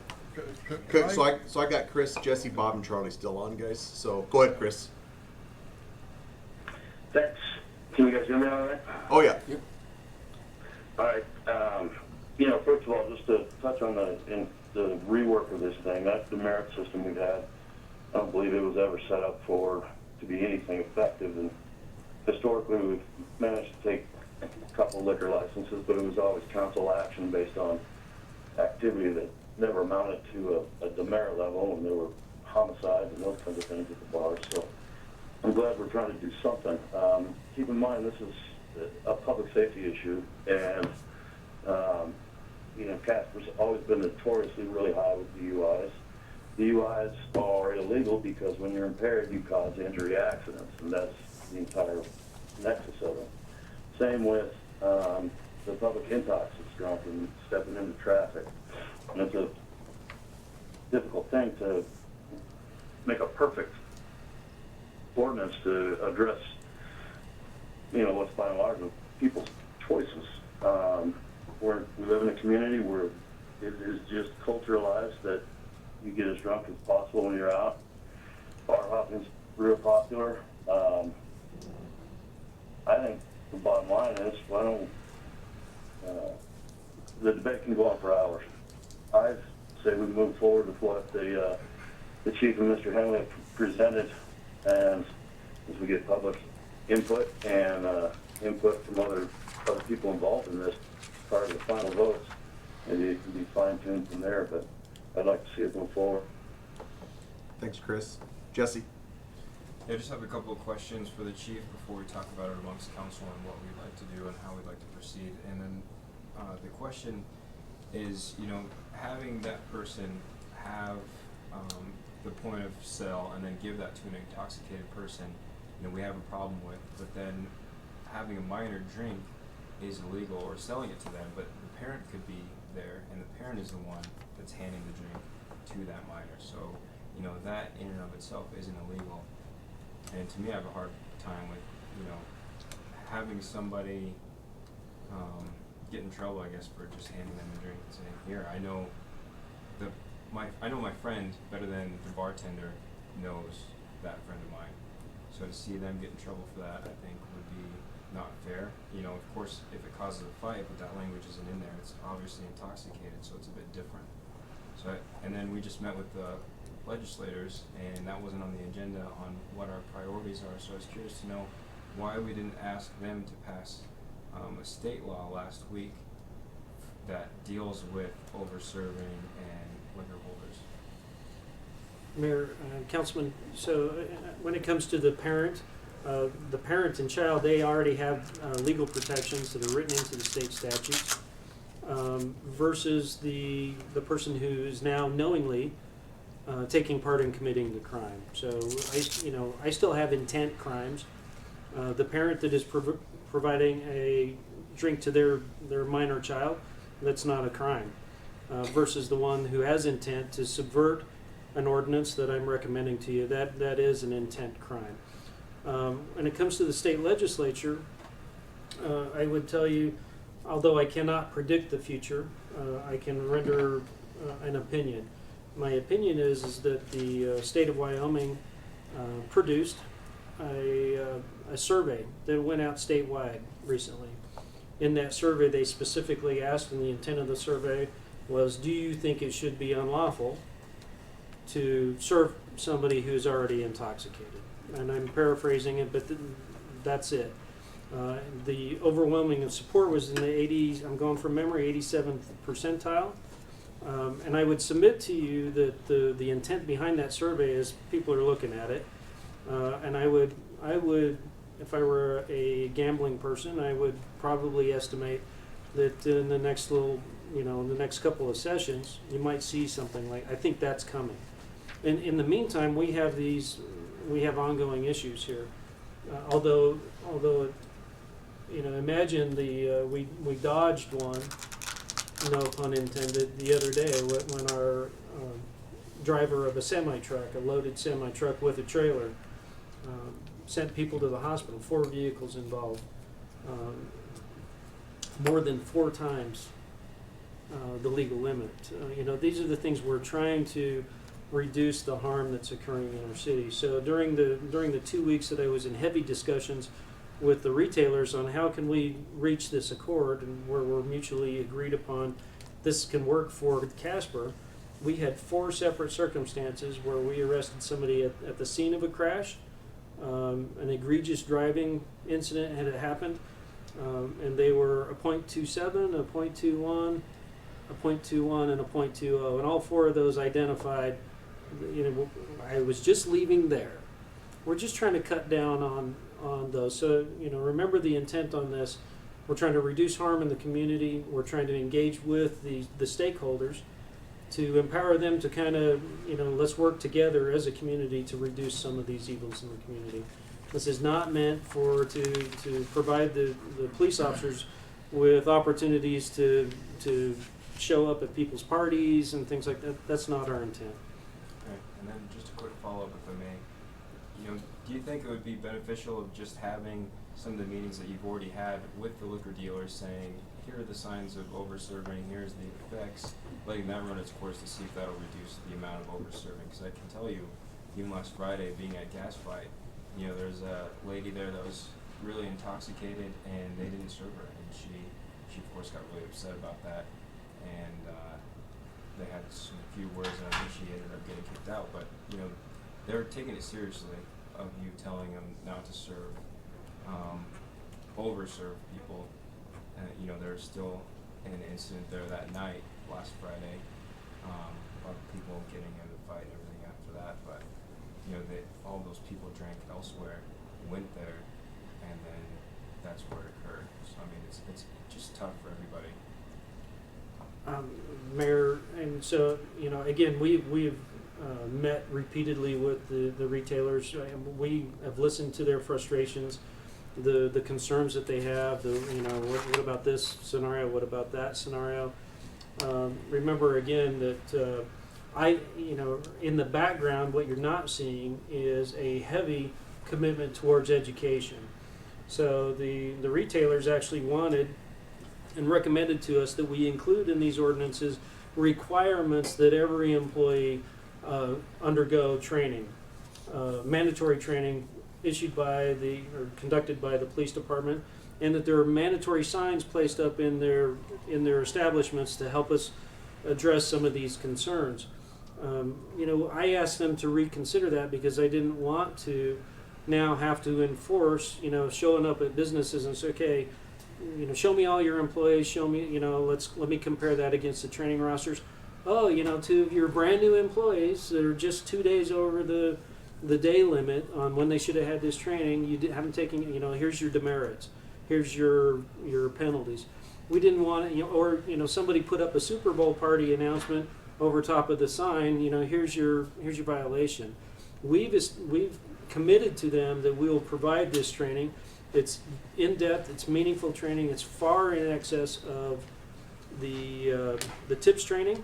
And I would tell you that between what I'm asking you to consider and the education, it's my belief we're gonna make a significant dent in some of the harm that is occurring in our city. It's gonna take us a little bit of time to get there, but I can tell you the first 6 months of the year we were having egregious BACs at the time of arrest. And I have been working hard with the retailers. I've met with them. I've conducted some of these trainings. That word is being spread. And since that time, working with the retailers in this collaborative effort that brings you the product we have today, I think we are making it so those BACs have started to go back down to still shocking, but not nearly as shocking as they were. So we're trying to accomplish a greater good through this collaborative team effort.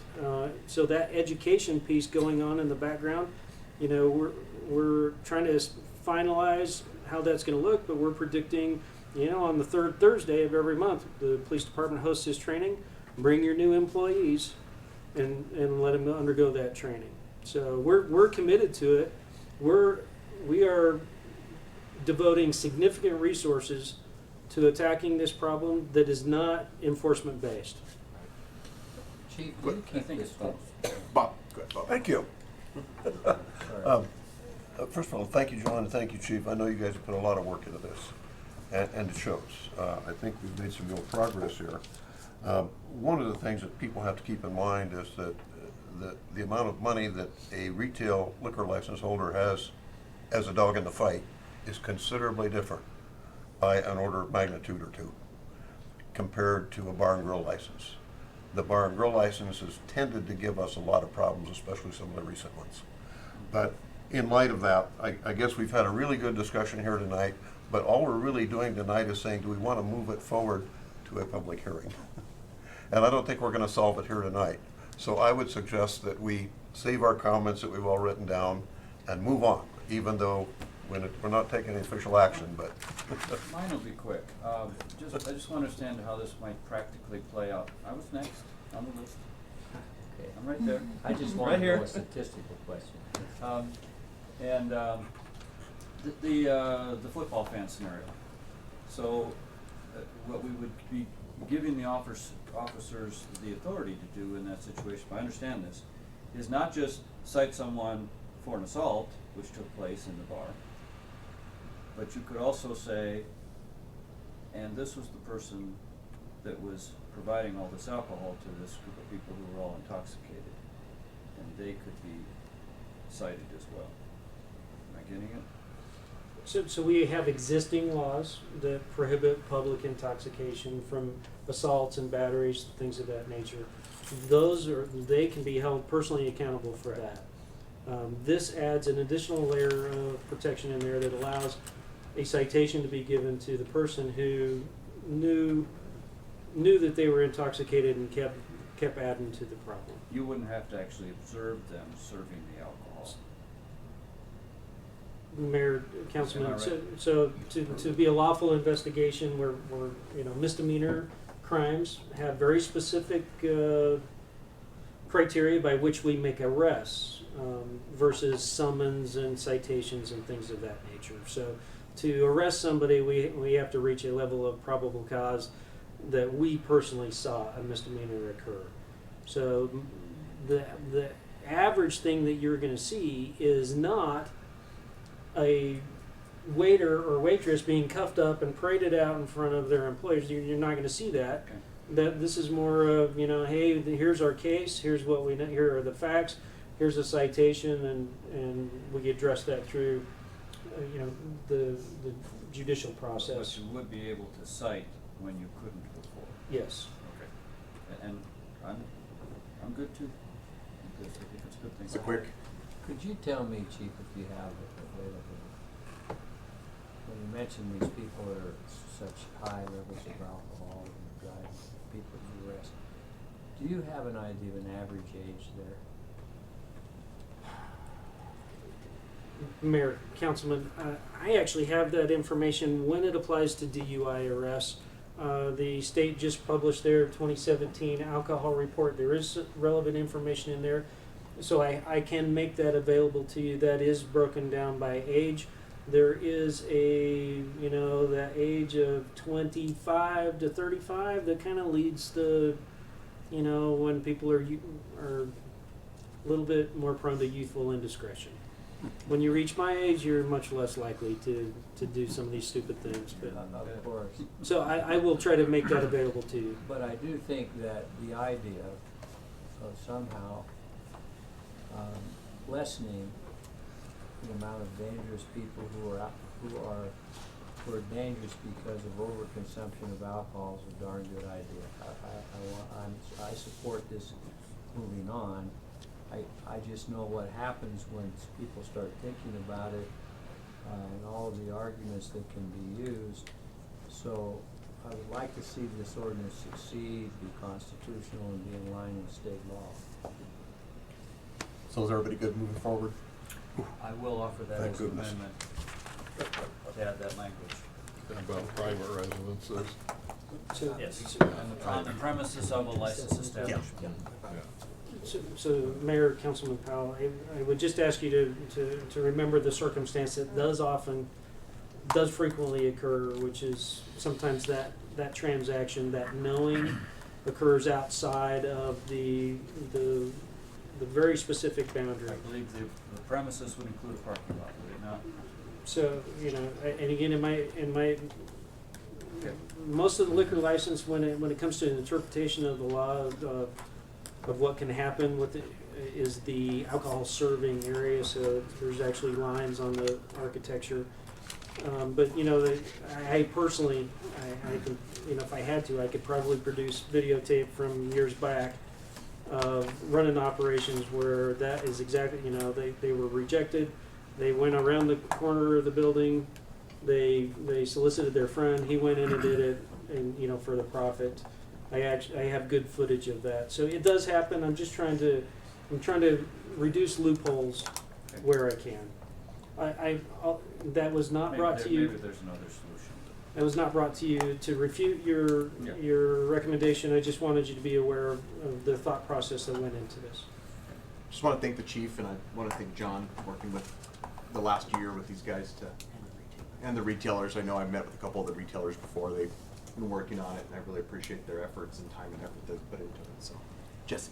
Mayor, I just want to point out that the whole point of the work session is to work through it here before it actually goes onto the floor, where you're getting a number of amendments from all the council members. So now that we've listened to the chief, and I appreciate him giving the presentation that he did, I think it would be a disservice not to go through it with council members to either strike, add, or go through it the way we want. We're the ones that make the policy, write the policy, and approve it into law, should we agree with it. So there was an amendment that Councilman Powell brought up with his concern. I think that's valid, and I think we should put that really into the language for what's going to be drafted on the floor for an official vote. I even have my own definition that I would like to add for the special malt beverage permit, and we should strike out some of the language in that too. So that's how I feel about it. And to echo him, I don't think we ought to strike the language of a city councilman or police chief getting a liquor license. I think that's a mistake. That's in there for a reason. There shouldn't be any city councilman going around getting liquor licenses. It's in the ordinance. If it's unconstitutional, let the Supreme Court say so on our ordinance. Our ordinance hasn't been struck down, and I think we have some unconstitutional ordinances we use for very good purposes, and they haven't been struck down. So they're lawful until they do get struck down. But I don't want to see any city employee or mayor or anybody else having a shot at one of these liquor licenses, because I think it's unfair. You come in with a liquor license and you're the beloved mayor, they all vote to give you one, they all should be voted out of office and put in jail. I just don't think that kind of thing should happen.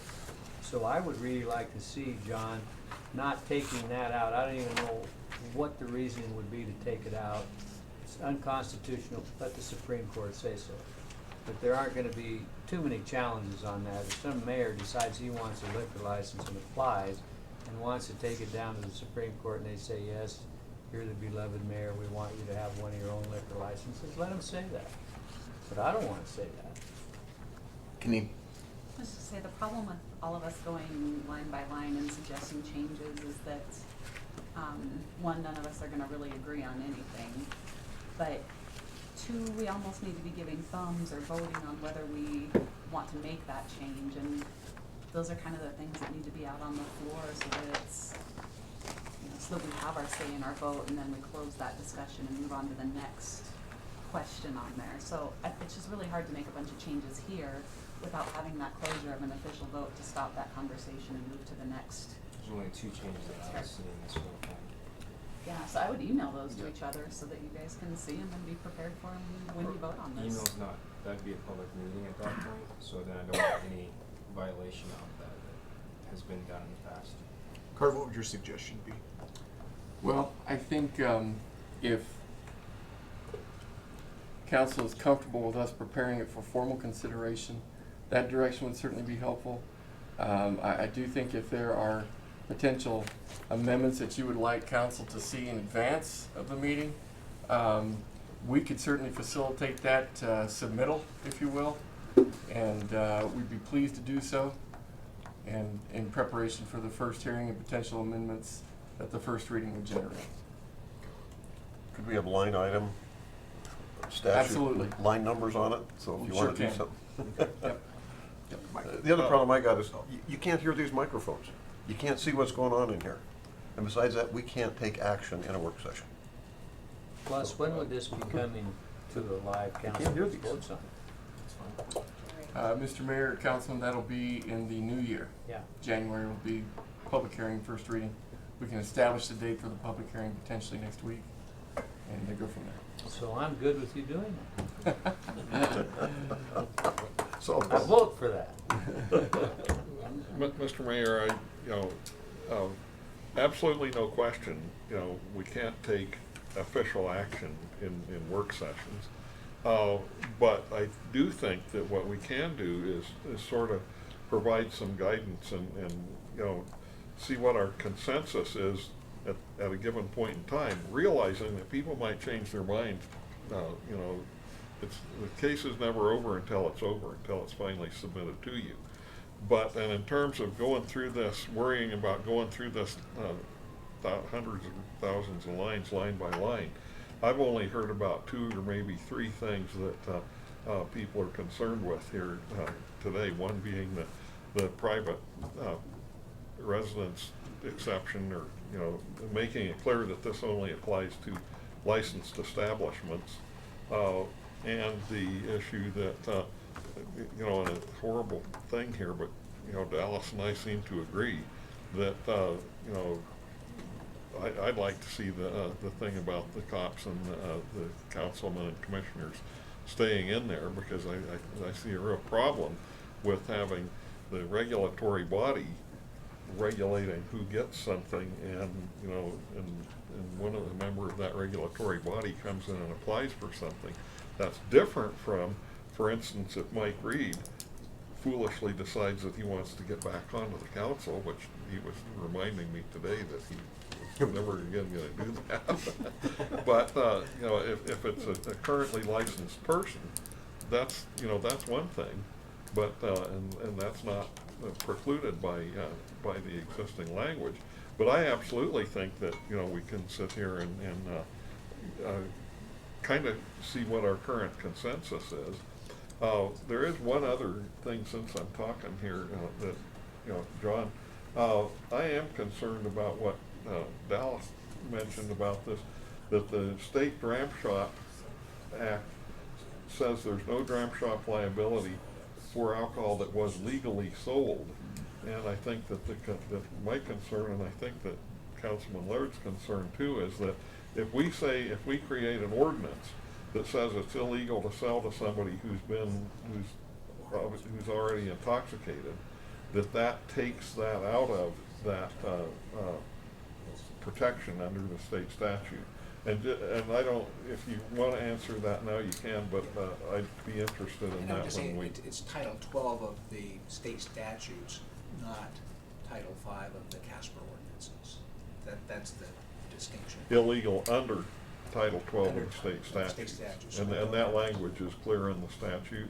Yes. Okay. I believe so. Okay. And I think what they're actually doing there is that for sales to minor, frankly, that's where it's most often raised, where a liquor establishment will sell to minors. They'll go out in a car and be a horrible crash, and people get severely injured. They still have liability for that. I'd like to make a comment, Mr. Mayor. Carter had something he wanted to say really quick. Well, pending what you'd like to do with amendments and so forth, if we get them in time, we'd be sure to get them out in the packets and so forth, so that everybody can see them and think about them and so on.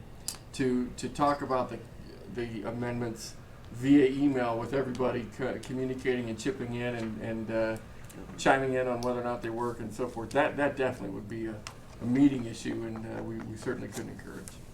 Although, is it okay to say I'm going to offer these amendments, here's a heads up? I think probably the cleanest way, Councilwoman, if I may, Mr. Mayor, is to submit it to staff, and then we facilitate them through packets, and then you avoid that temptation that someone would hit reply all and say, well, I like that, but I don't like this, and then it goes on and on. Fair enough. So to move forward, then you would just need us to move it to say we're moving on with this to move forward, and the amendments would come later. Is that what you're saying? It certainly could work that way. What You does betcha. I guess what are we looking at, you guys? Scheduled January 8th, right? I think so. Okay. I did have a comment, though, that would be very helpful, I think. There's a couple of statutes, state statutes, for instance, on person is found guilty of some misdemeanor driving offense. There's a very clear statement that you can't use against them in a civil case that they got a ticket. But then in that same body of statutes, it says that if any of Wyoming's statutes conflict with federal law prevails. So it would be very easy to put a clause like that in this ordinance, that if this statute or this ordinance that we're passing is in conflict with a Wyoming state statute prevails. It's very clear, and that is the law in the state of Wyoming. It's called preemption by the state of a certain area of law. The state has preempted our liquor laws. Now, we're about to pass something that's new that the legislature's turned down 2 or 3 times. Whether a Supreme Court would say it conflicts with state statute, I don't know. But if it was very clear, because because this could conceivably have a meaning attributed to it that, well, if you have a problem in Casper and they overserved you and you went out and you hit somebody, like the truck driver hit several of my clients that was drunk the other night, that you can now sue him. But state law says you can't, no matter how bad this crazy guy was. If you can't go back to the liquor owner and sue them because he overconsumed. It's similar to gun laws. You can't sue the gun company or the gun salesman because the guy goes out and murders somebody. That law is very clear. This is kind of a similar law, but it's also controlled by the state. So I just want to make sure with Mr. Henley to assure you all that it isn't going to conflict with the state. I even suggested to get an Attorney General's opinion on the subject, but that could take some time. But that is the only area of weakness, personally, that I see in the ordinance where it could be held to be in conflict with state law. So I think that really needs to be thoroughly vetted before it's voted on. Go ahead, John. I would just point out that both Cheyenne and Sheridan have passed an overserved statute currently on the books in their jurisdictions. So we can talk about it, but I just, looking at the statute and looking at the way those came down, it seems to me that we're on very solid ground here. Well, but we're talking about whether it could move into chipping away at as a dram shop act, John, not whether or not I think we can stop people from or make it against the law for over drinking. It's just a matter of whether it could interfere with whether a civil suit could be brought or not, because that would affect everybody's insurance and everything else. Thanks, guys. Straw poll. Mr. Mayor, if I could defer to the city clerk to walk us through this process, that'd be great.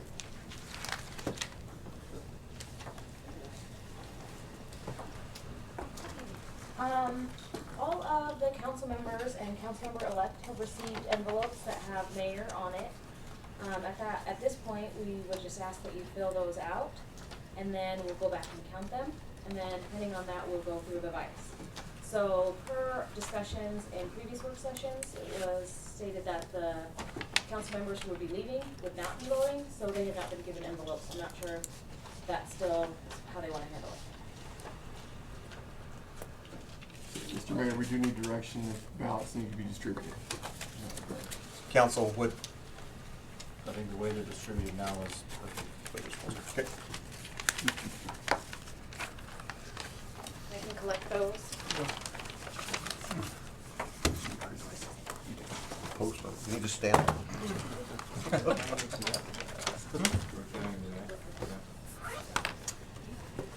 I just want to point out that 2 years ago, I wasn't allowed to run for both offices. Just pointing it out. There was a big uproar when the Republican Party changed it with the new chairman.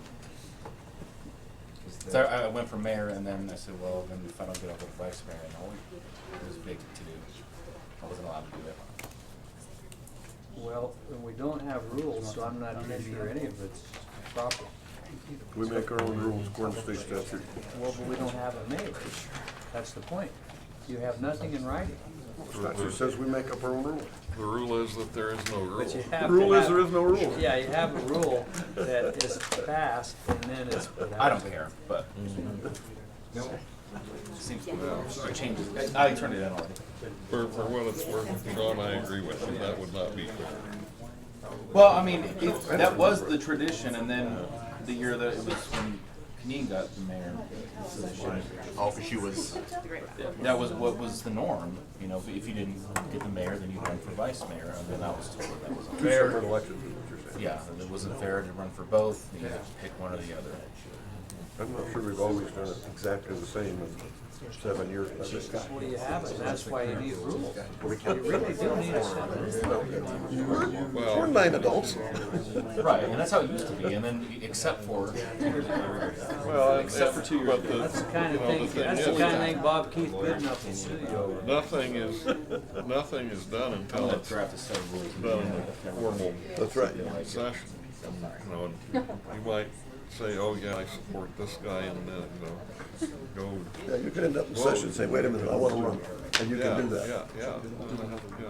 So it doesn't prevent you from doing that. And I think that's something that needs to be clearly spread on the minutes, that, these are just a straw poll. I never understood why the city even messed around doing this. Well, it gets to be a matter of mechanics in banking. Yeah. They want to have this form signed that night if it goes that way. And it makes sense to me. You got to make a check run.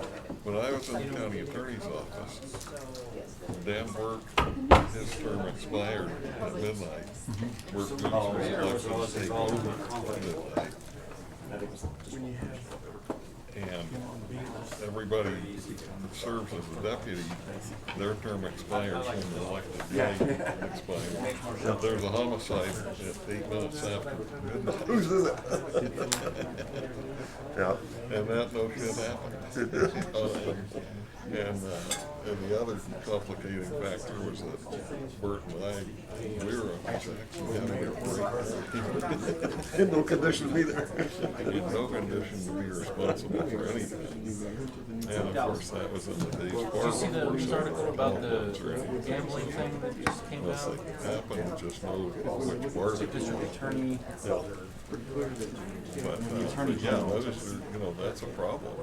That's a problem. What was the ruling? It says, Well, we got that on a national basis too. attorneys don't declare skill games How illegal. long have we not have a president? I can send you I the think link. it's a matter of minutes, but Yeah. it still happens. I don't know. Yeah.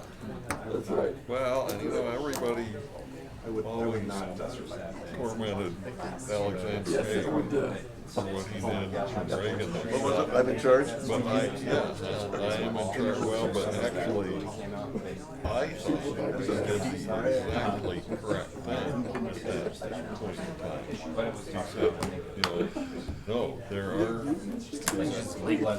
this is being taken care of. I'm in charge here at the White House. I'm in. He got beat up. I don't know. Yeah. Somebody Games, was there. skill, It was in charge. skill games. Is it slot machines? I have no clue. And, Kind of today's press, he wouldn't be right. But he was then. he was, but he's, It's stupid. he said, I am in constant communication with the vice president. That's a fraternity. The only thing, that he said, I have scrambled Air Force jets to escort the vice president back here. I was kind of, but still, though, he did all of the right things.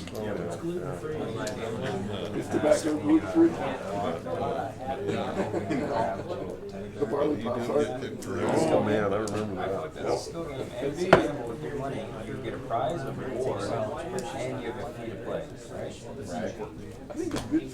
I'm serious, I can't come home, every time I get home from one of these meetings, my wife says, you can't understand what they're saying, you can't tell what's going on. I don't think that matters if you wanted to make it. Maybe that's good. Oh, no, but the bottom line is, we never had this until a year ago. And we got along fine without it. Oh, I got you. But now people wanna be able to hear what you're saying, and keep them.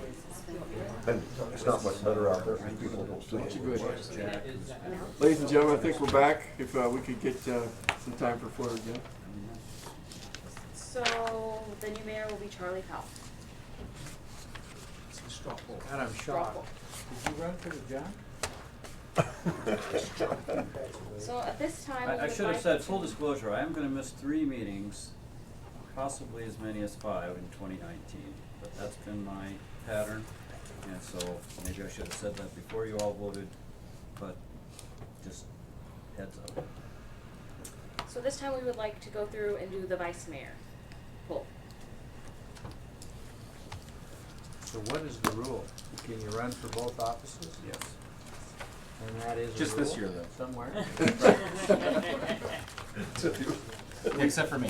I mean, I can't. The rule is everybody must. I think the reason there's a rule in place is, we discussed it, because we're binding our years ago to do it a certain way, and then we have to do it differently. Right.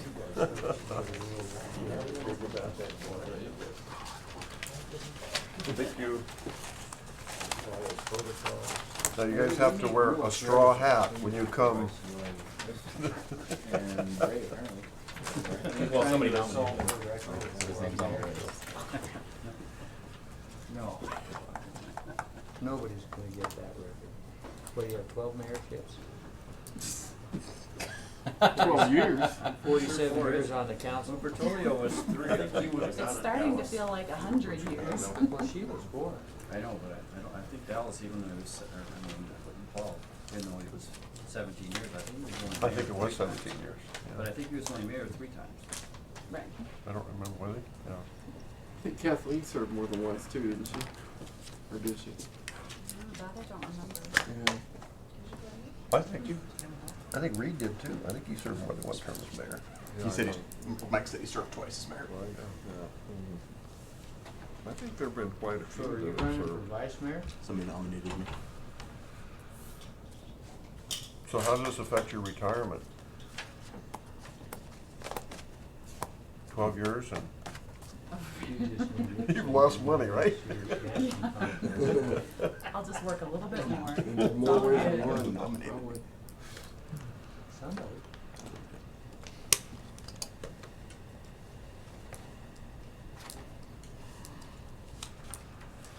Oh, what she's counting minutes.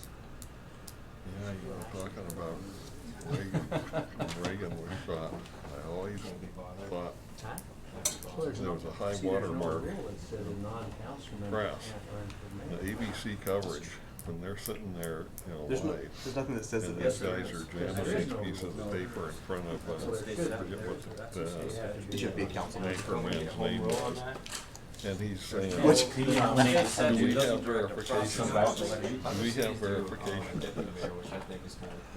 And he turns to them and he says, I don't care if every other media outlet is reporting this guy's name until it's verified by the Capitol Police or DC Police or someone. We're not releasing it. What was that? That Oh, wouldn't and happen we're today. talking about when Reagan was shot.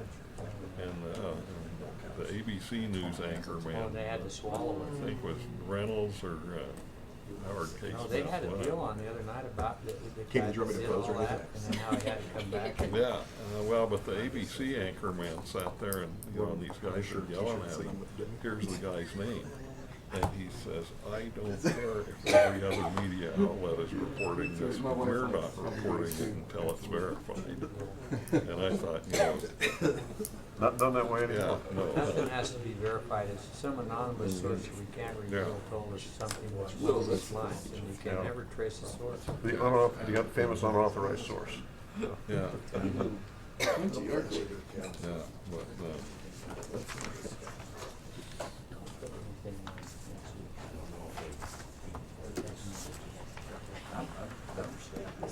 I get sworn in on January, whatever, 6th, 2nd or something. sworn in or sworn out? Well, I already had the second one, so. If we could turn some time over to the city clerk again. So the results of the straw poll were there were 4 votes for Sean, and that was the most votes anybody got. Congrats. Well, you're fine. You gotta start staying for the whole meeting now. Wow. You know what I mean? You can't be looking at your watch. You gotta stay for the whole meeting. Well, I already texted Ray and told him I had to leave. I did. I didn't get it. Okay. Congratulations, Sean. Good job, Sean. Seriously. Yeah. I could say I didn't vote for anybody. After everything, yeah. At your best when you do that. Okay, next on the agenda, agenda review. Mr. Mayor, members of the council, again, I'd refer you to your grid document. One of the questions that I would direct your attention to is with regard to the first reading of the liquor ordinance. We do have that on tap for the 8th. And you will also note that we also have the animal care ordinance on tap for that night as well for its first reading.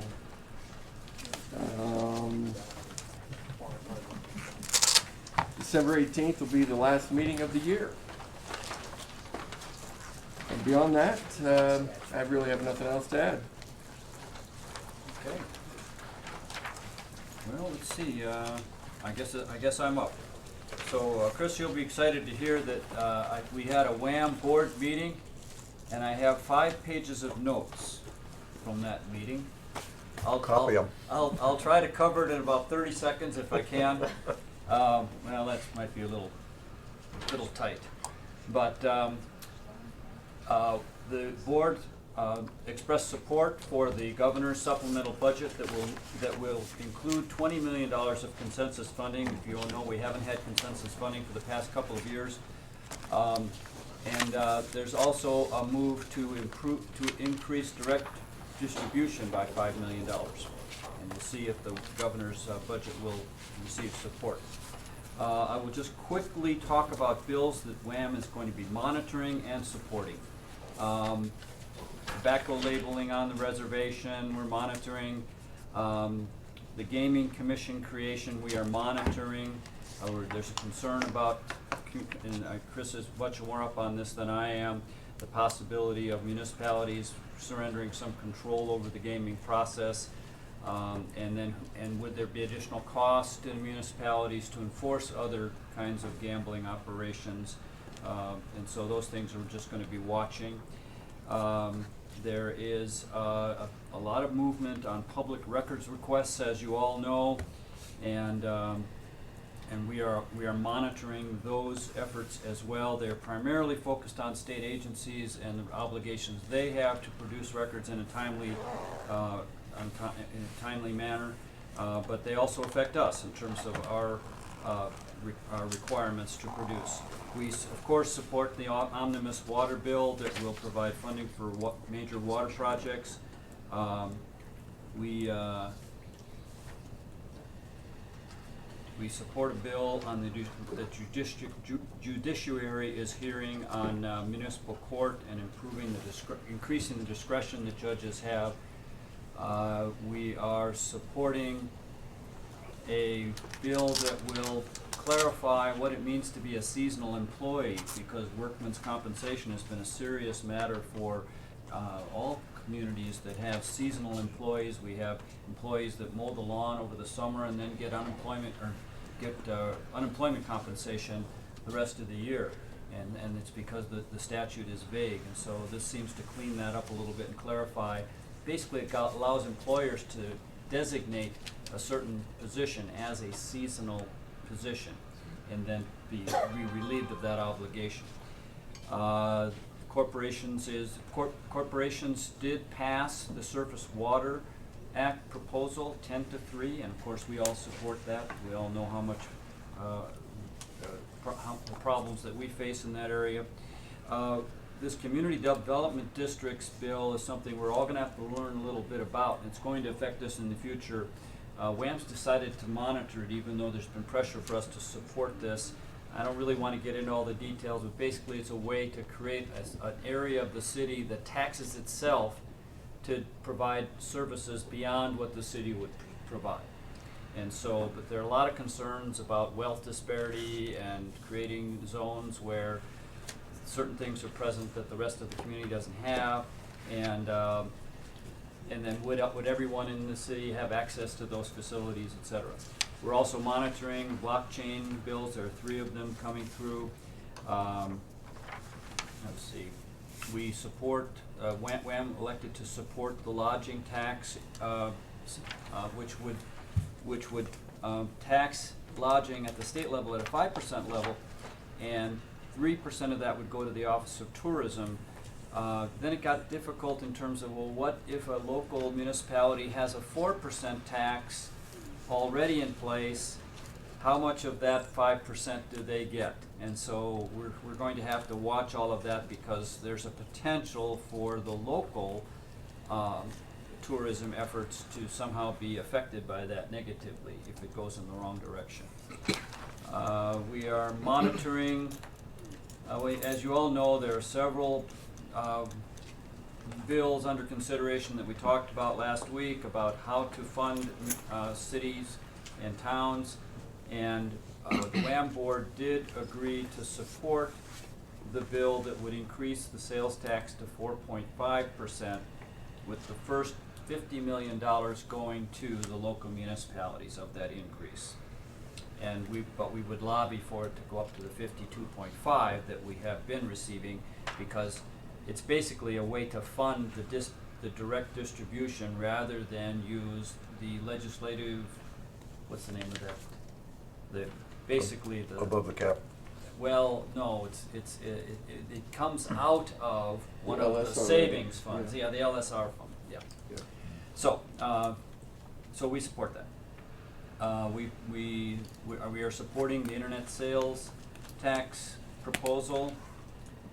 We support funding for the cease and transfer funding, the cease and transfer facilities funding, which the smaller towns need to have so that they can get their waste to larger places like Casper. Let's see. I'll try to get through the rest as quick as I can. And then, well, we went through all of the WAM resolutions that you're familiar with. No need to go through all of them again. The Joint Appropriations Committee is meeting as we speak, and they are working on a variety of things. And they're also talking about the very things I just mentioned, how to fund cities and towns, and those three different options that we talked about last week. WAM did hire a consultant to work as their lobbyist. He's a former city manager out of Jackson, Bob McLaren, apparently well respected, and so he will be assisting Rick in those efforts. And let's see, did I get through everything? Probably close enough. So this is the time of year where we're all just going to pay more and more attention to what's going on with these committee hearings, and to be working with our local delegation as these legislative efforts move forward. Things go very quickly once they get down there, and a bill that you think is going to work in your favor can change in a heartbeat to something that's going to cause damage to the communities, and we have to watch things and be present and be involved in all of those activities. And so I guess it's going to be my job to try to be the conduit for that information. So That's true. I guess it wasn't 30 seconds, but that's about as quick as I can. It was a 4-hour meeting, so. Let's go around the table. Chris, you have anything? You still there with us, Chris? Yeah, just getting the mood off. The meeting today, Buffalo got the selection. And I was surprised about it, but it looked like they went with Buffalo for continuity of care, and continuity of care being that is where they have the current home up there that's not the skilled nursing. And so the idea would be that if you went to a stage in your life where you needed the medical care, you would just transition from standard to the skilled nursing facility. And then the argument for them was basically economic impact for the community. There was a statement that Us and Shepard are doing pretty good financially, and it would benefit Buffalo if they had the additional. Economic impact for buildings. They went the first round in that direction. They'll still have to discuss it more as we go through the actual formalizing process. So. See how it goes. Councilman, do you mind if I add something? What's that? Do you mind if I add something? No, help yourself. Mr. Mayor? Yeah, go ahead. I want to give a kudo, if you will, to Councilman Walsh, Senator Anderson, and Representative Laux. Those guys went to bat for our community big time. Went verbally sparred, if you will, with a number of the legislators and just represented us very, very well. And so I personally want to thank Councilman Walsh and of course Senator Anderson and Representative Laux. We were represented very well, and despite good argument and logic, it didn't work out yet. But I would say we still need to be in the fight, and I hope that we can, still carry the water, as it were, with regard to this discussion. Thanks, guys. Mike. Nothing. Oh, hey, Chris, are you done? I'm sorry. Just guys skipped over you there. Nope, I'm done. Thanks. Okay. All right. Thanks again, Chris. Bob. Nothing, thank you. Jess. I guess just a couple of things. It's just my disappointment that, or I find it incredible really, that we would streamroll such a big change to our ordinance that we have in place, where in times past we had actually taken off the floor and put it into a work session to discuss ordinances, because it's up to this body. So I think it's a disservice to our constituents not to make those changes, because it's us that represent them to enact the laws. And I think, it would be beneficial to go through it and then make any changes that we see fit to that, as opposed to having an unelected official draft the majority of the changes, bring that to council, and then pass it along to the floor. So I understand that the majority of council thought it would be best to amend that. It's just previously, anytime that there's going to be amendments or anything like that on the floor, we don't like to see that, so then we say, let's do it in a work session, and here we are in a work session not doing that. That's all I have. Thanks. Kenny? I was downtown quite a bit this weekend and had multiple, instances where I got to meet some of our people that maybe engage in that panhandling behavior, and so I kind of appreciate that we worked on that, because it kind of took the fun out of being downtown. So that's it. Dallas. I don't know if any of you read the email from Mike Harrison about the dog ordinance. He said the previous law stated, well, with this new at-large law, I personally cannot walk a dog because of my handicaps, where before the dog and I were averaging 3 to 5 miles a day, which kept us both in physical shape. I believe there should be a fair way for the handicapped people to also enjoy their animal in the fresh outdoors. I've had my left leg amputated from the time I was 15, and now that I'm well into my mid-60s, I have many other handicaps, the biggest being COPD. Since I lost my other puppy, Spike, I've gained back 20 pounds of my lost 40, and my health is just going south quick. Spike was killed by a pit bull a few months back.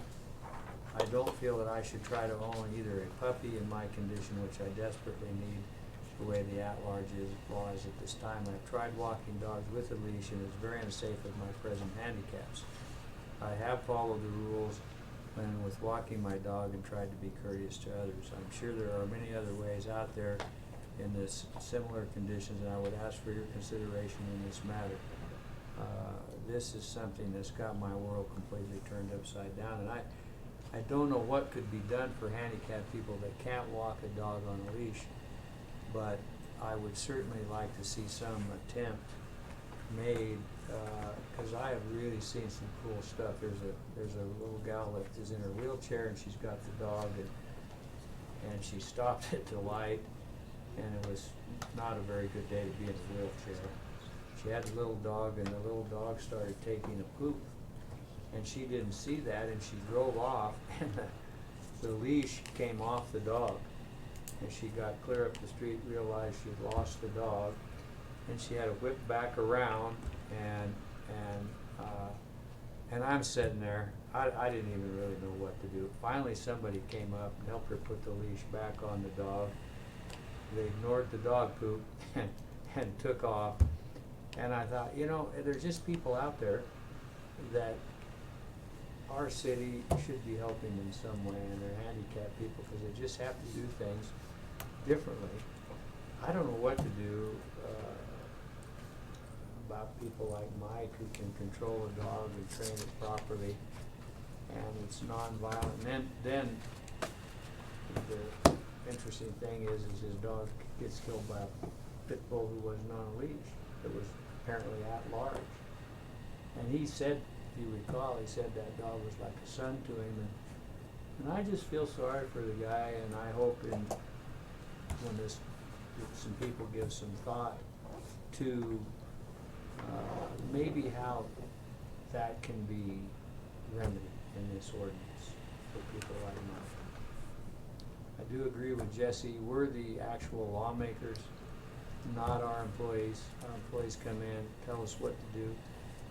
If they have a very huge interest in it and it's become a sales pitch, sometimes I turn my hearing aid off, because what I really want to know is what our citizens think.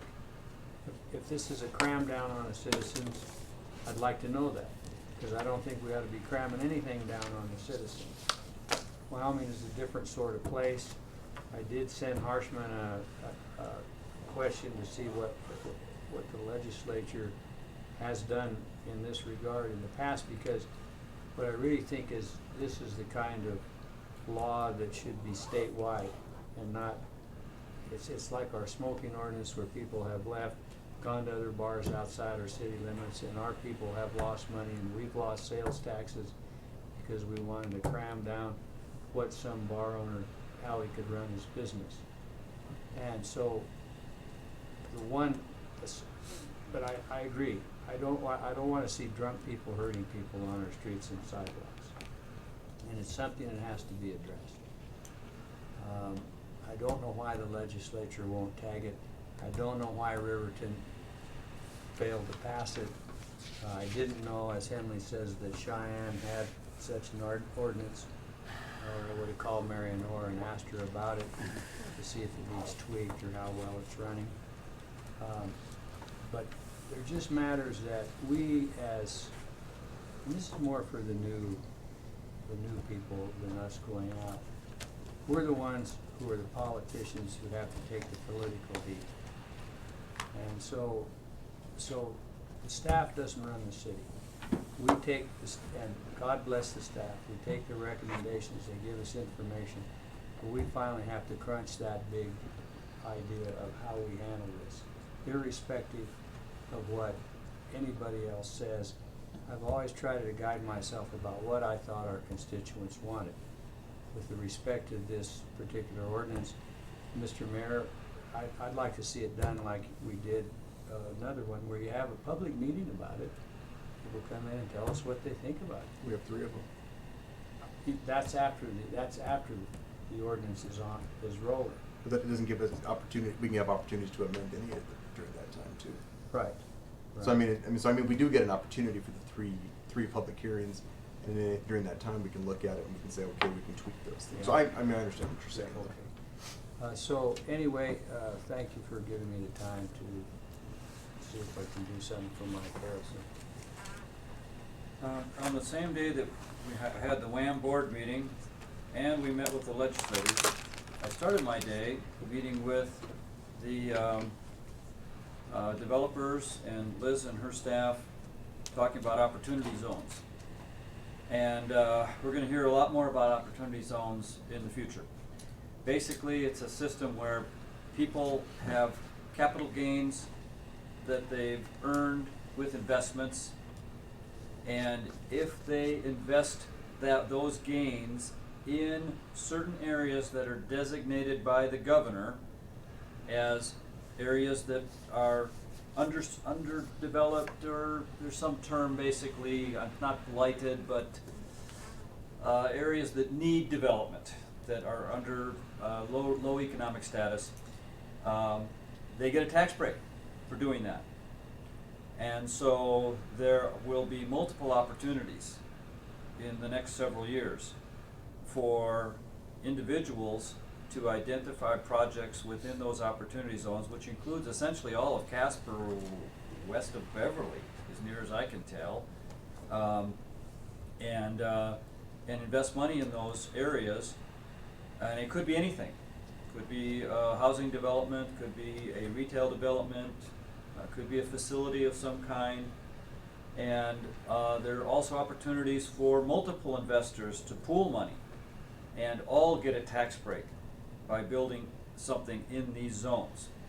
And so it's really a crapshoot as to what comes from all of this, but the numbers suggest that it could be very significant. And it could lead to multiple development opportunities for us in these zones. And so Liz and Aaron and Craig are very much involved in all of this. There's a lot of information available. The Downtown Development Association is very interested in working to utilize this method to increase development in our core. And CADA is intimately involved. Charles Walsh is very involved in all of this and work to provide information to all of us, and CADA will be performing an important role in trying to grease this process a little bit. So that's all I'll say about it right now, but it's not the last you're going to hear of it. Thanks. The only thing I will just make a quick comment about the liquor license ordinance. Just again, the time and effort that was put into their conversations with the liquor dealers, the conversations they spent working with them, crafting this ordinance to bring it to us. And I think there was one word in there that the chief brought in, is to trust. And these guys know what they're doing. They've been working, doing it for a long time. John has proven himself over and over with his how he does it with his with the law and the chief and what they do. They also said that the liquor dealers were very much supportive of this. And so I think that's, to me, when we get that, we look at it and we know that we've got the support of the liquor dealers. These guys have been working on it for over a year. We're not cramming anything through. I think we've done our due diligence. So let's do, yes, sir. One real quick one, just looking over our council orientation thing real quick. Yes, sir.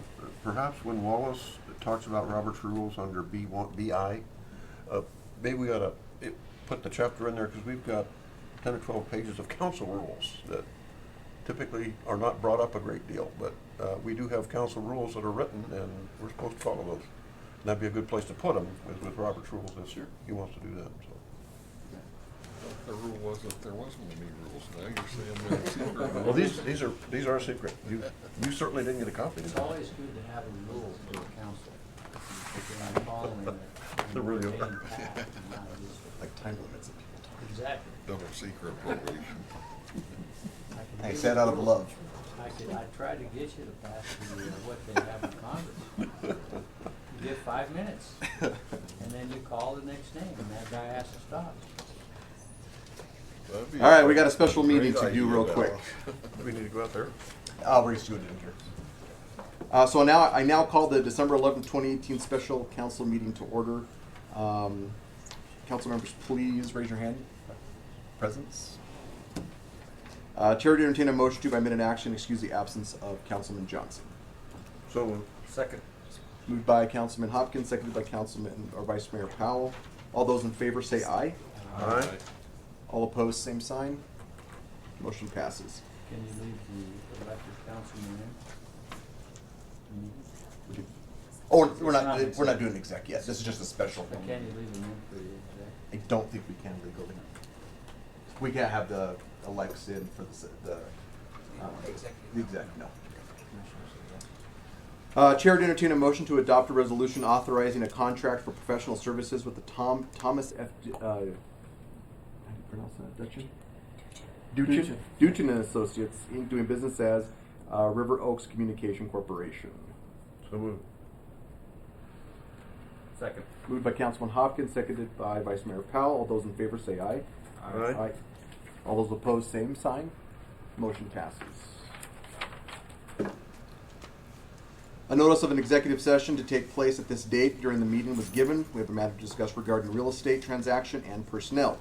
Therefore, the chair would entertain a motion to adjourn into an executive session, and at the conclusion of the executive session to reconvene the regular meeting solely for the purposes of adjournment. So moved. Second. Moved by Councilman Huber, seconded by Councilman Humphreys. There being a majority present, the motion adjourned into an executive session. All those in favor say aye. Aye. All those opposed, same. Motion passes.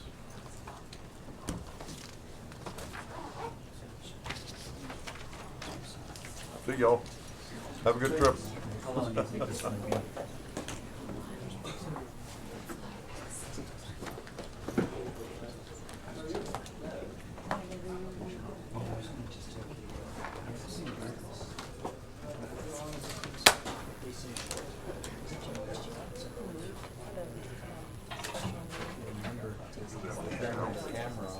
Outside. We know how to turn the camera off. And thank you, sir. Chief, no, really, thank you for all the work that you put in on that electric thing. I think you did a great job with that. How do we turn the camera off? This, Tremel will make sure that happens. See you, Max. Turn off, yeah. Good to see you again, buddy. Take care, pal. How did you know?